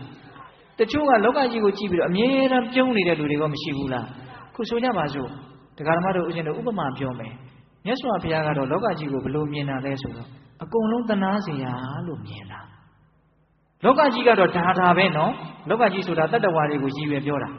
လောကကြီးကတော့ဒါပဲဒါပေမဲ့ဘုရားကတော့ဘယ်လိုမြင်တာလဲသနာစရာတွေလို့မြင်တာတရားဓမ္မတို့ဦးဇင်းတို့ကတော့ဘယ်လိုမြင်တာလဲလူတွေကိုဘယ်လိုမြင်တာလဲချစ်စရာလို့မြင်မယ်တချို့ကြတော့မုန်းစရာလို့မြင်မယ်တချို့ကြတော့လည်းဘယ်လို့မှမမြင်ဘူးဟုတ်လားအမျိုးမျိုးတော့တခါကြီးဒီမိုင်းများဒီအာယုံတစ်ခုတည်းကိုပဲဒီလူကတစ်မျိုးမြင်တယ်ဟိုလူကတစ်မျိုးမြင်တယ်ကိုမြင်တယ်လို့ခံစားကြရတာဟုတ်ရလားဆိုကြပါစို့ဒီရေတံပလင်းလေးကိုတခါကြီးဒီမိုင်းတို့ဘက်ကကြည့်ရင်ပုံစံတစ်မျိုးမြင်ရမယ်ဦးသိန်းကကြည့်ရင်ပုံစံတစ်မျိုးမြင်ရမယ်အပေါ်ကစီးကြည့်ရင်ပုံစံတစ်မျိုးမြင်ရမယ်ဒီပလင်းတစ်မျိုးတည်းကိုပဲအမျိုးမျိုးမမြင်ဘူးလားဟောဒါဥပမာပြောတာနော်အဲ့ဒါလိုပဲတတ္တဝါတွေကိုကြည့်တဲ့နေရာမှာမြတ်စွာဘုရားကမြင်တော့ဘယ်လိုမြင်လဲတနာစရာလို့မြင်တယ်ဒီတတ္တဝါတွေဘယ်တော့မှမနာရဘူးဒီလိုပဲရုန်းကန်လှုပ်ရှားနေပြီးတော့အိုးနာသေးပြီးတော့မသေးခြင်းမဲနဲ့သေသွားကြဘဝတစ်ခုရကိလေသာခိုင်းတဲ့အတိုင်းတို့မသေးခြင်းမဲနဲ့သေသွားကြအဲ့ဒါလိုထက်ချီတလဲလဲတီဆောက်လိုက်ပြိုကွဲလိုက်တီဆောက်လိုက်ပြိုကွဲလိုက်နဲ့သူတို့အသိဉာဏ်မရှိလို့ဒီဒုက္ခတွေကိုခံစားနေရတာလို့မြတ်စွာဘုရားကအကုန်သိတယ်အကုန်သိလို့မြတ်စွာဘုရားမတနာတဲ့တတ္တဝါတယောက်မှမရှိခုဒီကရမတို့ဦးဇင်းတို့တွေကတော့ ကြီးပွားချမ်းသာနေတဲ့လူတွေမြင်လို့ရှိရင်သူတို့ကိုတနာစရာလို့ထင်ကိုမထင်ဘူးအားကျစရာလို့ထင်တယ် ဘယ်လိုထင်တာလဲအားကျတာလို့ထင်တာဒီတထေးကိုမြင်ပြီးတော့တချို့ကအားကျတယ်တချို့ကမနာလို့လည်းဖြစ်ချင်ဖြစ်မယ်ပေါ့ကိုမြင်တယ်လို့မြင်တာတော့ဟုတ်လားမေတ္တာနဲ့ကြည့်မယ်ဆိုရင်တော့ဘယ်လိုမြင်မလဲဩကျမ်းပါပါစေကိုကပေးတာတော့သူ့ကိုပေးတာနော်သူ့ဒီကရကျင်တဲ့စိတ်မရှိဘူးမျှော်လင့်တဲ့စိတ်မရှိဘူးမေတ္တာရှင်ဒီလောကကြီးကိုဘာတွေပေးတာတော့အေးကောင်းသိခြင်းတဲ့စိတ်တွေပေးနေတာအင်မတန်သူကအထက်တန်းကြတယ်အခြေအနေရနေရာကတော့ကိုကအောက်ကဖြစ်ခြင်းဖြစ်နေမှာပေါ့သဘောတဘာဝအချင်းအဖြစ်သူကဘယ်ကဖြစ်နေအထက်ကဖြစ်နေတယ်မေတ္တာရှိနေတဲ့အခိုက်အတန့်မှာနော်ဟုတ်လားဒါကြောင့်ဒကာကြီးဒီမကြီးများလောကကြီးကိုဘယ်လိုမြင်မှာလဲဆိုတာကိုယ့်ပုံမှာမူတည်တယ်ကိုကမေတ္တာတွေသိအားကြီးလာပြီဆိုရင်လောကကြီးတစ်ခုလုံးကချစ်စရာတွေကြီးလို့မြင်တယ်မုန်းစရာတယောက်မှမရှိဘူးဒကာကြီးဒီမကြီးမုန်းစရာရှိလားရှိတာပေါ့မရှိဘူးပြောရင်လိန်ညာရောက်မှာပေါ့ဦးဇင်းတို့လည်းရှိတာပဲလေကို့အဲ့လောက်မှမေတ္တာမှမကြည်သေးတာဘူးအဲ့လိုမေတ္တာစိတ်တွေကိုအမြဲတမ်းများလာအောင်ခဏတိုင်းပွားနေမယ်ဆိုရင်အဲ့ဒီမေတ္တာရှင်ဒီ तू မုန်းစရာလူတယောက်မှမရှိဘူးဟိုလူမုန်းစရာကောင်းတာမကောင်းတာကို तू မစင်စားဘူး तू မုန်းကိုမမုန်းတတ်တာဟိုလူကမုန်းစရာမကောင်းလို့မမုန်းတာမဟုတ်ဘူး तू ကကိုမမုန်းတတ်လို့မမုန်းတာသဘောပေါက်ရလားခုတက္ကရာမတို့ဦးဇင်းတို့တွေကမုန်းစရာကောင်းရင်မုန်းလိုက်တာပဲမုန်းစရာကောင်းလို့မုန်းတာလားမမုန်းမဲမနေနိုင်လို့မုန်းရတာလားမမုန်းမဲမနေနိုင်လို့မုန်းရတာဗျမုန်းစရာကတကယ်ကိုကမုန်းတဲ့စိတ်မရှိတော့ဘူးဆိုမုန်းစရာမကောင်းတော့ဘူးအဲ့တော့မုန်းစရာကောင်းတယ်မကောင်းဘူးဆိုတာက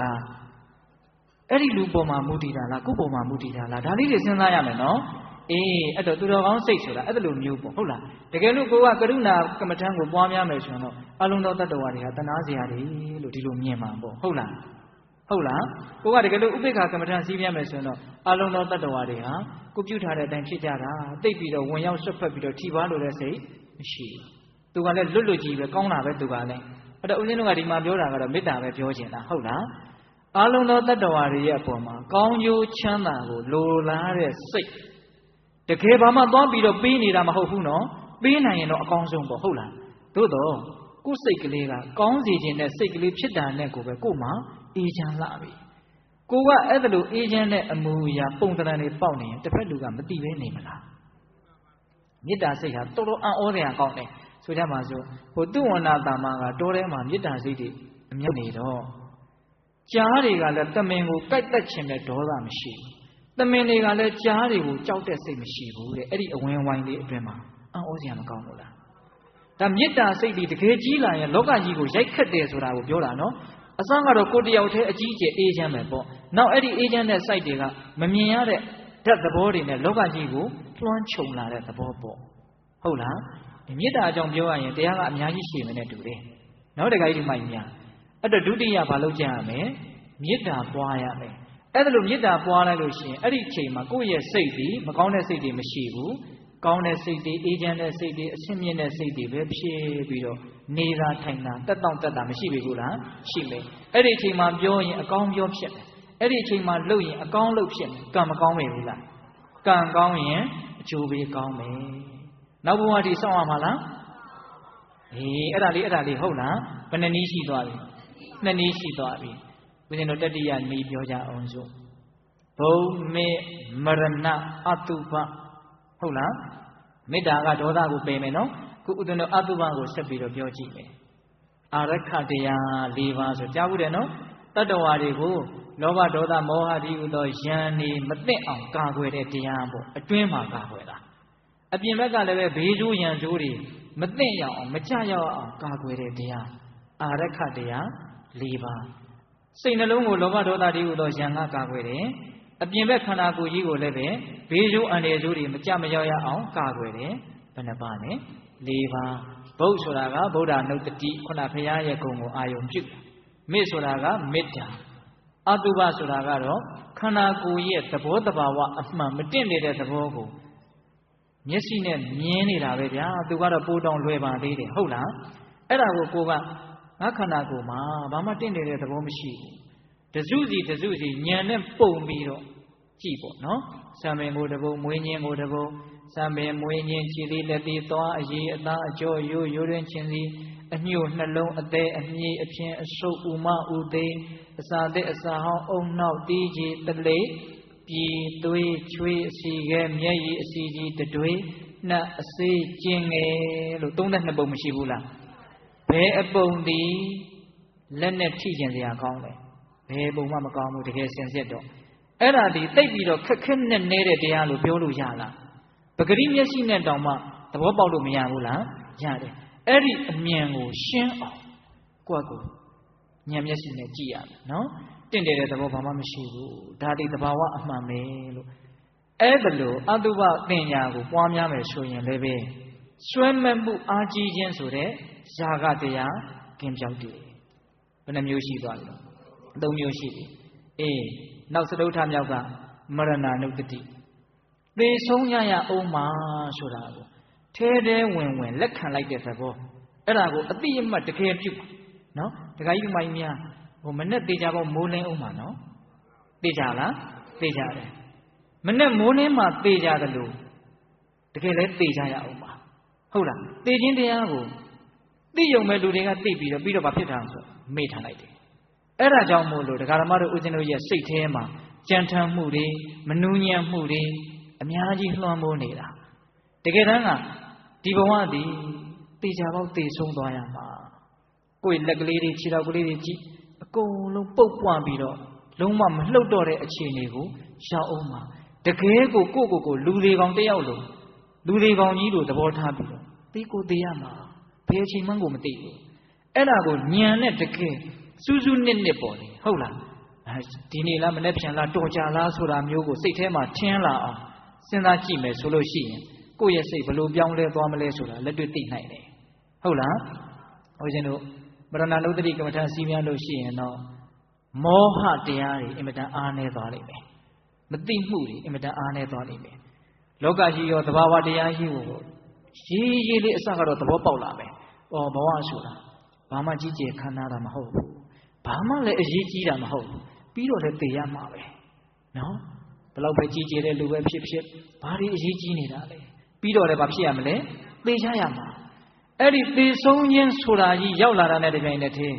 ကျန်တာတွေဘာအရေးကြီးသေးလဲဘာမှအရေးမကြီးတော့ခုဒကာဓမ္မတို့ဦးဇင်းတို့တွေကသိပြီးတော့အဲ့ဒီအရေးကြီးတဲ့သေဆုံးခြင်းဆိုတာကြီးကခေါင်းထဲကိုမရှိတော့ခေါင်းထဲကိုမထည့်တော့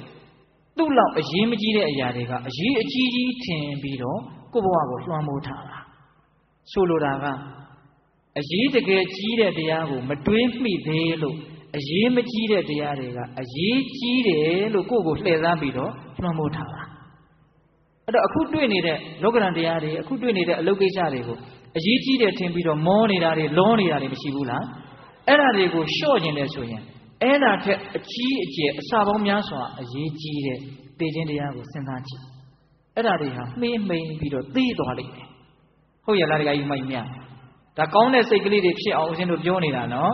အေးစဉ်းစားကြည့်ဒါကြောင့်မို့လို့ဦးဇင်းတို့ရွှေကျင်စော်ကြီးပြောတာဦးဇင်းကသဘောကျတယ်ဗျာကြားလိုက်လို့ပြေးနေတဲ့ပုဂ္ဂိုလ်ဒီခွေးဟောင်တာကိုရက်မကြည့်သင့်ဘူးစူးချစ်နေတာကိုပုံကြီးမချဲ့သင့်ဘူးတဲ့တောထဲမှာသွားနေတဲ့ခရီးတဲ့တယောက်နောက်ကအင်မတန်အန္တရာယ်ကြီးတဲ့ကြားကအပြေးလိုက်လာတယ်ဟာအသက်လူပြီးတော့ပြေးနေရတယ်အဲ့ဒီအချိန်မှာဟာခွေးဟောင်တယ်သူရက်ကြည့်အားပါမလားအဲ့ဒီအချိန်မှာပြေးရင်လွှမ်းနေတဲ့စူးတွေပါတွေချစ်တယ်ဟာသွေးတွေထွက်နေတယ်ဟိုလုံမနေနဲ့နောက်ကဘာရှိတော့ကြားရှိတယ်တကယ်လို့ကြားလိုက်နေတာကိုသာ तू တကယ်သိမယ်ဆိုရင်ခွေးဟောင်တာကိုလည်း तू ရက်မကြည့်အားဘူးစူးချစ်တာကိုလည်းပဲ तू ခံစားနေမှာမဟုတ်အသက်လူပြီးတော့ပြေးရမှာကြားလိုက်နေတာကိုမသိဘူးဆိုတော့ခွေးဟောင်တာကိုဘာလို့များဟောင်တာလဲ तू ကြည့်နေမှာနော်စူးချစ်တာကိုဘယ်လောက်များကြီးလဲဒဏ်ရာက तू ကြည့်နေမှာနော်အဲ့ဒါလိုပဲဒကာဓမ္မတို့ဦးဇင်းတို့တွေပဲတန်လျာဒီဟူသောတောထဲမှာသေခြင်းဒီဟူသောကြားကနောက်ကလိုက်နေတယ်အဲ့ဒီကြားလိုက်နေတာကိုဒကာဓမ္မတို့ဦးဇင်းတို့ဉာဏ်အမြင်ကနဲတဲ့အခါကျတော့တတိမထားမိဘူးတတိမထားမိတော့လောကဓာတ်ချီးမွမ်းခြင်းကဲ့ရဲ့ခြင်းဆိုတဲ့ခွေးဟောင်တာတွေကိုရပ်ပြီးတော့ခံစားတယ်ဘာလို့ပြောကြတာလဲမသိဘူးဟောအဲ့ဒါဘာလို့တာလဲခွေးဟောင်တာကိုရပ်ပြီးတော့ခံစားတာလောကဓာတ်အသေးအမွှားလေးတွေကိုလည်းပဲစူးချစ်တာကိုငုံကြည့်တယ်လို့ဘာလို့နေတာတော့ကြည့်နေတာအဲ့တော့သေခြင်းတရားကိုစဉ်းစားရင်ဘဝသည်ဘာအဓိပ္ပာယ်မှဘာအနှစ်သာရမှမရှိဘူးသဘောပေါက်တယ်ဒါမြင်ရင်အနှစ်သာရရှိတာကဘာလဲဆိုတော့အနှစ်သာရမရှိတာကိုအနှစ်သာရမရှိဘူးလို့သိတာဒီပဲအနှစ်သာရရှိတာပဲဟုတ်ရဲ့လားဒီတဲ့သဘောပေါက်လား ဒီတိုင်းတရားဓမ္မတို့ဥစဉ်တို့တွေမွေးလိုက်အိုလိုက်နာလိုက်သေလိုက်ဒီသဘောတရားတွေကိုသဘောပေါက်အောင်သိခြင်းတရားကိုစဉ်းစားသိခြင်းတရားစဉ်းစားရင်အတိဉာဏ်တွေပညာတွေကြီးကျယ်ရင့်ကျက်လာပြီးတော့ငကိုယ်တုံးကမတွေးဘူးတဲ့အတွေးတွေမစဉ်းစားဘူးတာတွေစဉ်းစားပြီးတော့တရားဓမ္မတို့ဥစဉ်တို့ရဲ့ဉာဏ်ပညာတွေဟာအများကြီးကြီးလာတာကိုကိုယ်တိုင်သိရလိမ့်မယ်ဟုတ်လားဒါကလည်းပဲခက်တော့လဲခက်သားဗျာလက်တွေ့လုံးမကြည့်လို့ရှိရင်တော့သဘောပေါက်ဖို့ခဲရင်တယ်ဟုတ်လားသိခြင်းတရားကိုစဉ်းစားရင်တကယ်နဲ့နည်းစဉ်းစားပါများလာလို့ရှိရင်အကျဉ်းမြင်အဖြစ်တော့အရေးကြီးတာအရေးမကြီးတာသူခွဲသိတယ်အရေးမကြီးတာတွေလည်းသူသိခရီးမဆိုင်နော်အခုလူတွေကအရေးမကြီးတာကိုလည်းပဲအရေးကြီးတယ်ထင်ပြီးတော့အကြီးကျယ်ခရီးဆိုင်တယ်အချိန်ကြီးအများကြီးအကုန်ခံတယ်ဟုတ်လားအရေးကြီးတာကိုကြတော့လည်းအရေးကြီးတယ်လို့မသိဘဲနဲ့ခောက်ထားတယ်ဟုတ်လားအမြင်တွေဘာဖြစ်နေတော့လွဲနေတာချွတ်ချော်နေတာသိခြင်းတရားကိုစဉ်းစားရင်အရေးကြီးတာအရေးမကြီးတာကိုခွဲသိတယ်ပြီးတော့တန်ဖိုးရှိတာတန်ဖိုးမရှိတာကိုလည်းခွဲသိတယ်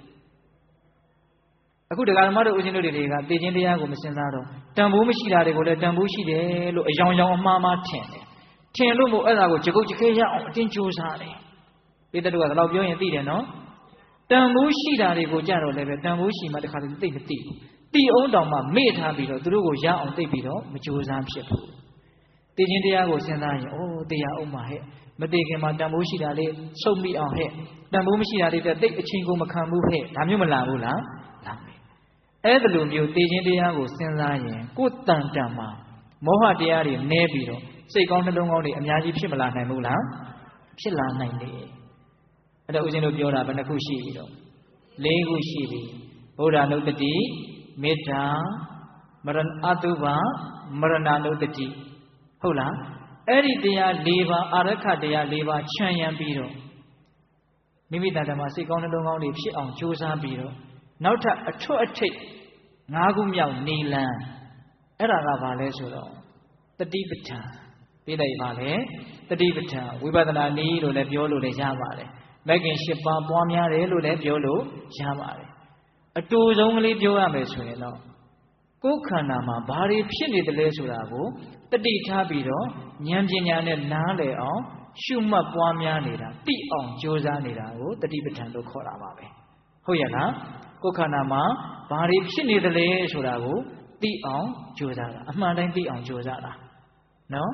ရုပ်ပိုင်းဆိုင်ရာပူးနေသလားအေးနေသလားမာနေသလားပြော့နေသလားတွန်းကန်နေသလားလှုပ်ရှားနေသလားဘလို့ဖြစ်နေတယ်လဲရုပ်ပိုင်းဆိုင်ရာဟုတ်လားခံစားမှုပိုင်းဆိုင်ရာတွေကိုလည်းကြည့်မယ်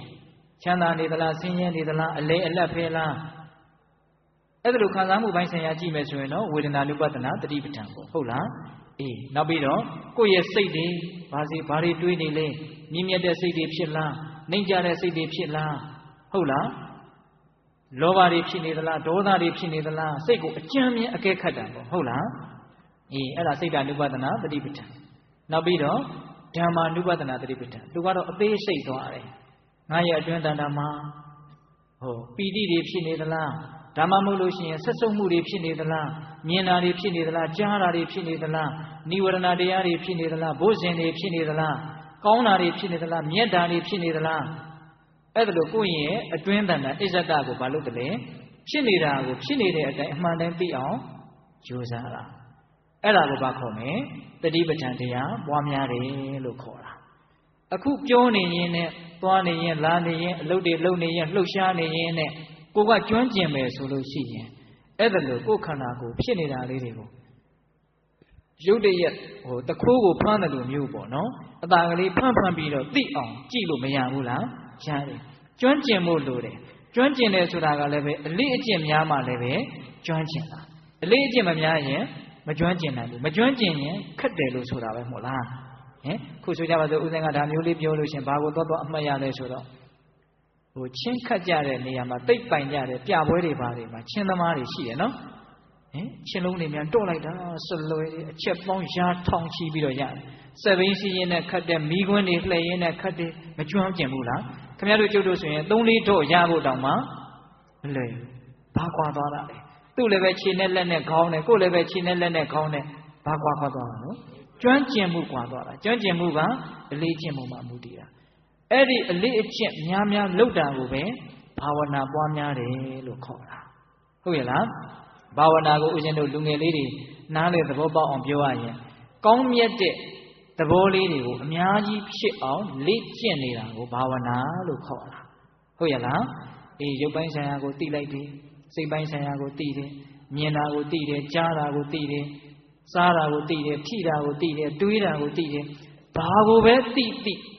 တန်ဖို့အတူတူပဲဟုတ်လားဒီခန္ဓာကိုသိတာကမှန်ပါစေ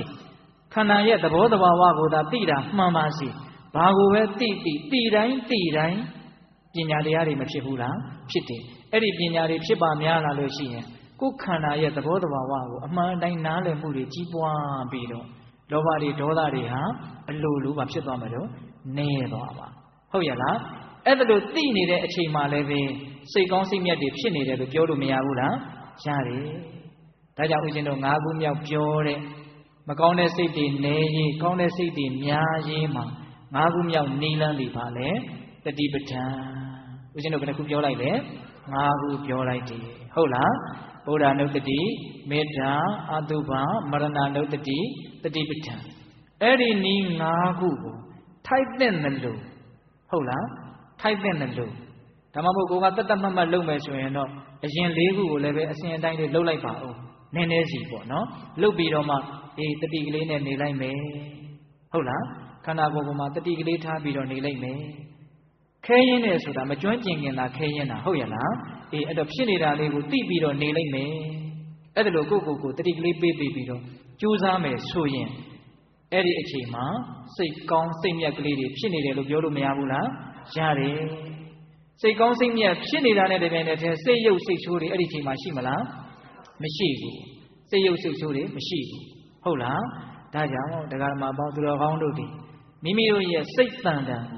ကောင်းမြတ်တဲ့စိတ်ကလေးတွေဖြစ်ပေါ်လာအောင်မကောင်းတဲ့စိတ်တွေနည်းသွားအောင်ဘာလို့ရမှာလဲလို့မေးရင်အဲ့ဒီဘာဝနာတရား၅မျိုးပေါ့နော်ဤ၅မျိုးပေါ့နော်ဤပေါင်းတော့များစွာရှိပါတယ်ဟုတ်လားဒီကနေ့ညဦးဇင်းတို့၅မျိုးလောက်ပြောလိုက်ပါတယ်ဟုတ်လားအဲ့ဒီဤ၅မျိုးနဲ့ကြိုးစားနိုင်ကြပါစေအဲ့ဒါဦးဇင်းတို့တရားဟောတာဘယ်နှပိုင်းရှိသွားလဲ၃ပိုင်းရှိသွားပြီနော်နည်းနည်းလေးပြောတာကြာသွားပြီတနာရီနဲ့မိနစ်20ရှိသွားပြီဟုတ်လားဒါကြောင့်ဒေသပေါင်းသူတော်ကောင်းတို့ကိုဦးဇင်းတို့ဒီကနေ့တရား၃မျိုးပြောပါတယ်စိတ်ဆိုးရင်ကံဆိုးမယ်ကံဆိုးရင်အဖြစ်ဆိုးမယ်ဟုတ်ရဲ့လားစိတ်ကောင်းရင်ကံကောင်းမယ်ကံကောင်းရင်အကျိုးပေးကောင်းမယ်နောက်ဆုံးနိဗ္ဗာန်ထိကောင်းမယ်ဟုတ်ရဲ့လားဒါကြောင့်ဘဝမှာစိတ်မဆိုးဖို့စိတ်ကောင်းဖို့ဒီအရေးကြီးဆုံးပါအဲ့ဒီအရေးအကြီးဆုံးဖြစ်တဲ့လုပ်ငန်းစဉ်ကြီးကိုအထမြောက်အောင်ဘုရားနုတ္တိမြတ်စွာဘုရားရဲ့ဂုဏ်တွေကိုအာယုံပြုမယ်မေတ္တာကမ္မထံစီပြန်မယ်အတုပဘာဝနာကိုကြိုးစားမယ်မရဏနုတ္တိသိခြင်းတရားကိုအမှန်မှန်တတိယမယ်ပြီးရင်တတိပဋ္ဌာန်နေဖြင့်မိမိတို့ရဲ့စိတ်ဓာတ်တွေကိုကောင်းမွန်မှန်ကန်မြင့်မြတ်အောင်ကြိုးစားမယ်ဟုတ်ရဲ့လားဒါကြောင့်အဲ့ဒါလိုကြိုးစားမယ်ဆိုလို့ရှိရင်စိတ်တွေကောင်းပြီးတော့အကျိုးပေးတွေကောင်းပြီးတော့ချမ်းသာဒုက္ခမရပေဘူးလားရမယ်ဒါကြောင့်ဦးဇင်းတို့တရားကောင်းစဉ်ကဘယ်လိုတဲ့စိတ်ကောင်းထားမှချမ်းသာရတဲ့စိတ်ကောင်းမထားရင်တော့ဆင်းရဲရမှာပေါ့ဟုတ်လားချမ်းသာမရနိုင်ဘူးပေါ့ဟုတ်လားဒါကြောင့်ဘေးသက်ပေါင်းသူတော်ကောင်းတို့မြတ်စွာဘုရားရဲ့ဒေသနာတော်နဲ့အညီမိမိတို့ရဲ့စိတ်ကိုကောင်းမြတ်အောင်ကြိုးစားပြီးတော့မွေးမြူနိုင်ကြပါစေစိတ်ကောင်းနှလုံးကောင်းတွေထားနိုင်ကြပါစေလို့ဦးဇင်းတို့ဆန္ဒပြုရင်းနဲ့မေတ္တာပို့ပြီးတော့တရားတော်ကိုအဆုံးသတ်ကြရအောင်ဘဝတုသဗ္ဗမင်္ဂလရခန္တုသဗ္ဗဒေဝတာသဗ္ဗဗုဒ္ဓ ानु ဘာဝေနတရာဒုက္ခိဘဝန္တုတိဘဝတုသဗ္ဗမင်္ဂလရခန္တုသဗ္ဗဒေဝတာသဗ္ဗဓမ္မာ ानु ဘာဝေနတရာဒုက္ခိဘဝန္တုတိဘဝတုသဗ္ဗမင်္ဂလရခန္တုသဗ္ဗဒေဝတာသဗ္ဗသံဃာ ानु ဘာဝေနတရာဒုက္ခိဘဝန္တုတိတေတုံမာကံသင်တရားနာပိသပေါင်းသူတော်ကောင်းတို့စားတာအာလုံးသောတတ္တဝါအနန္တတို့အားသဗ္ဗမင်္ဂလလောကီလောကုတ္တရာကောင်းဆိုသမျှမင်္ဂလာဝဝတိဘဝတို့ကောင်းစွာမသိဖြစ်တော်မူကြပါစေတည်းသဗ္ဗဒေဝတာမိမိတို့ခန္ဓာကိုယ်မှာစောင့်ကြနေကြကုန်သောနတ်မိမိတို့အိမ်မှာစောင့်ကြနေကြကုန်သောနတ်မိမိတို့သာသနာမိမိတို့ကဘာမှာစောင့်ကြနေကြကုန်သောနတ်မြတ်နာကောင်းတာအပေါင်းတို့ကလည်းပဲ ရက္ခဏုကောင်းစွာမသွေဆောင်လျှောက်တော်မူနိုင်ကြပါစေတည်းသဗ္ဗဗုဒ္ဓ ानु ဘာဝိနာကင်းငါဝါလူသေးစုမကပွင့်တော်မူကြတဲ့စုစုထတာပါဘုရားရှင်ကိုယ်တော်မြတ်တို့ရဲ့တကူတည်သောအာနုဘောတော်တို့ကြောင့်၎င်းသဗ္ဗဓမ္မ ानु ဘာဝိနာမေလီရန်ဖူလိရန်နိဗ္ဗာန်ပရိယတိဟုဆိုသောစေရန်တော်တရားတော်မြတ်တို့ရဲ့တကူတည်သောအာနုဘောတော်တို့ကြောင့်၎င်းသဗ္ဗသံဃာ ानु ဘာဝိနာမကထံလေးရောက်ပလတံလေးရောက်ဆိုသောရှေယောတော်ရိယသံဃာရှင်မြတ်တို့နဲ့တကွာတိလဂုံသမာဓိဂုံပညာဂုံတို့နဲ့ပြည့်စုံတော်မူကြတဲ့သမုဒိသံဃာရှင်ကောင်းရှင်မြတ်ပေါင်းတို့ရဲ့တကုတည်သောအာနုဘောတော်တို့ကြောင့်၎င်းတရားနိယောညပါဘေခါမဆိုင်ခြင်းရှိတိုင်းခြင်းရှိတိုင်းဒုက္ခိကိုယ်စိတ်နှပြချမ်းမာချမ်းသာခြင်းရှိကြကုန်သည်ဘဝတုကောင်းစွာမသွေဖြစ်တော်မူကြပါစေတည်း